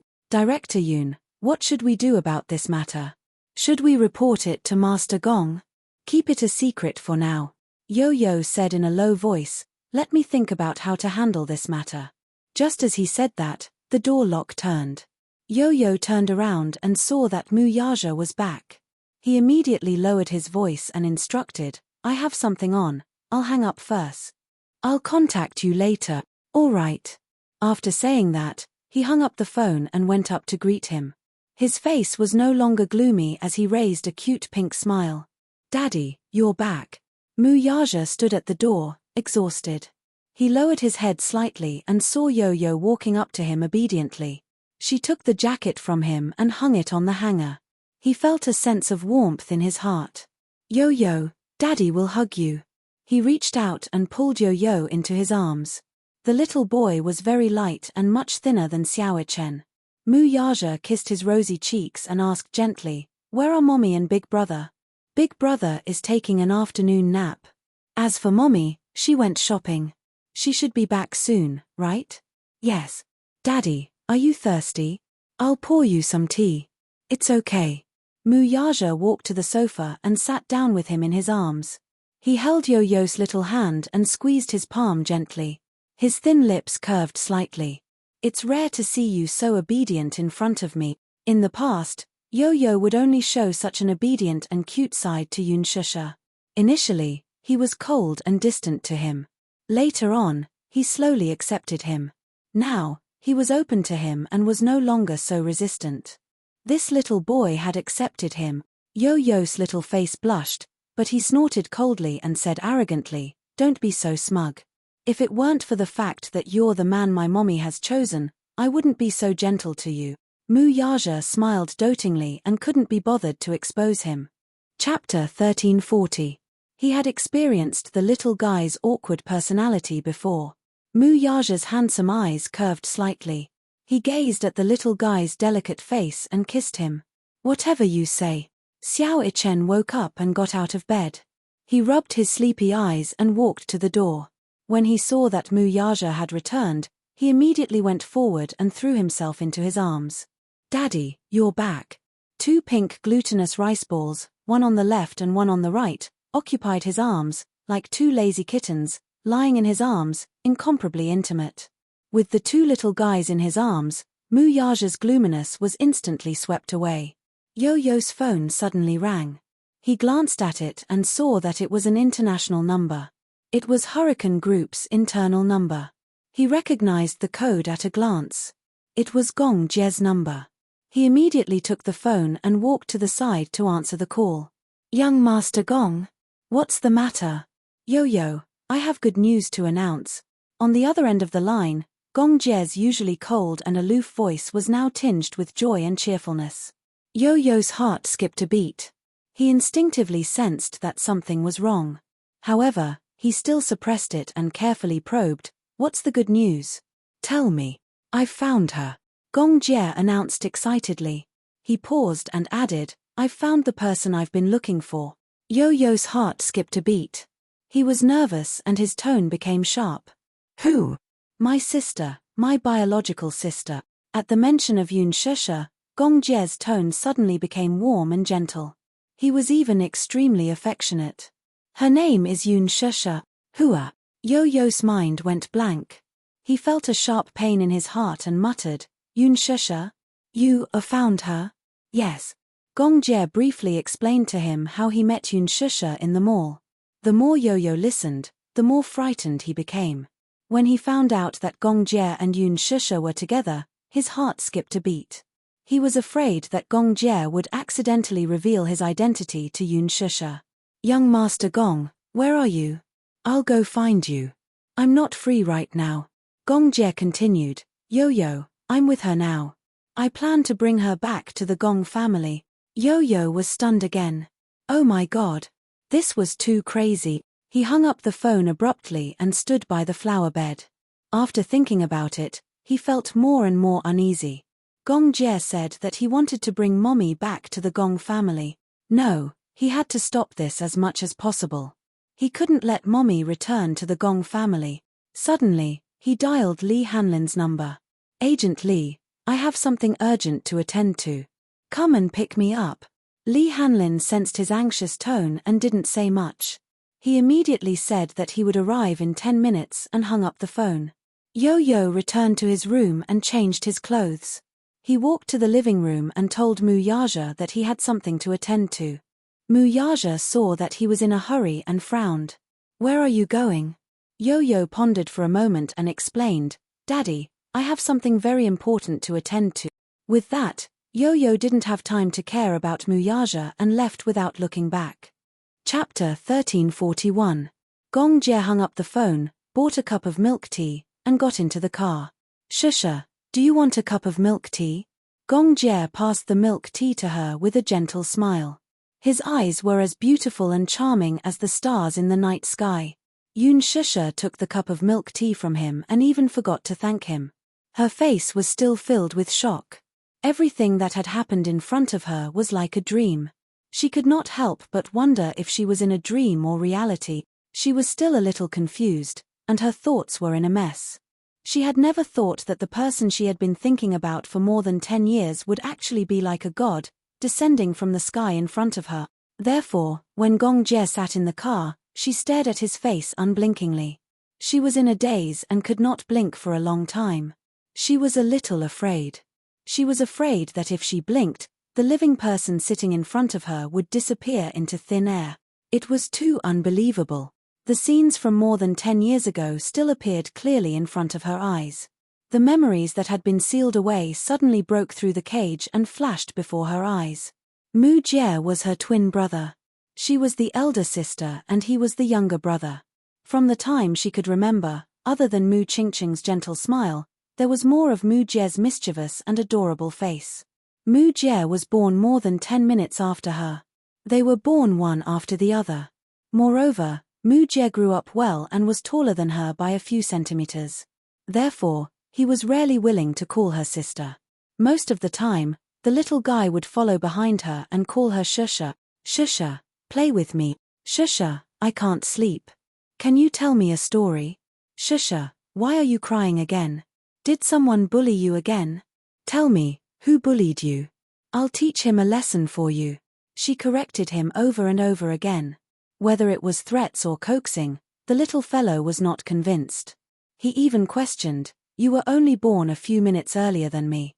Why should I call you sister? Even now, Yun Shusha could not help but want to laugh every time she recalled the young Mu Jie's awkward little face.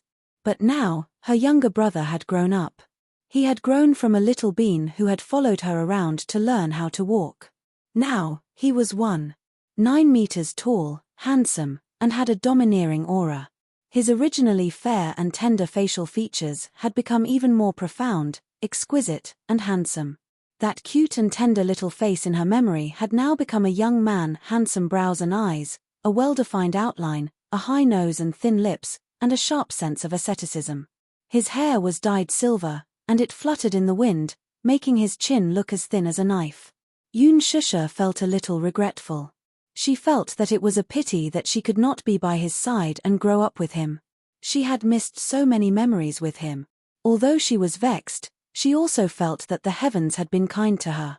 At least, they would meet again in this lifetime. Seeing that she kept staring at him, Gongjie smiled slightly and let go of his high and mighty posture. Just like when they were young, he sat obediently beside her and lowered his head to look at her. He was so much taller than her. Therefore, even though she was sitting, she had to raise her head to look at him. Gongjie considerately bent down slightly and lowered his body, forcing himself to look at her shoulder level.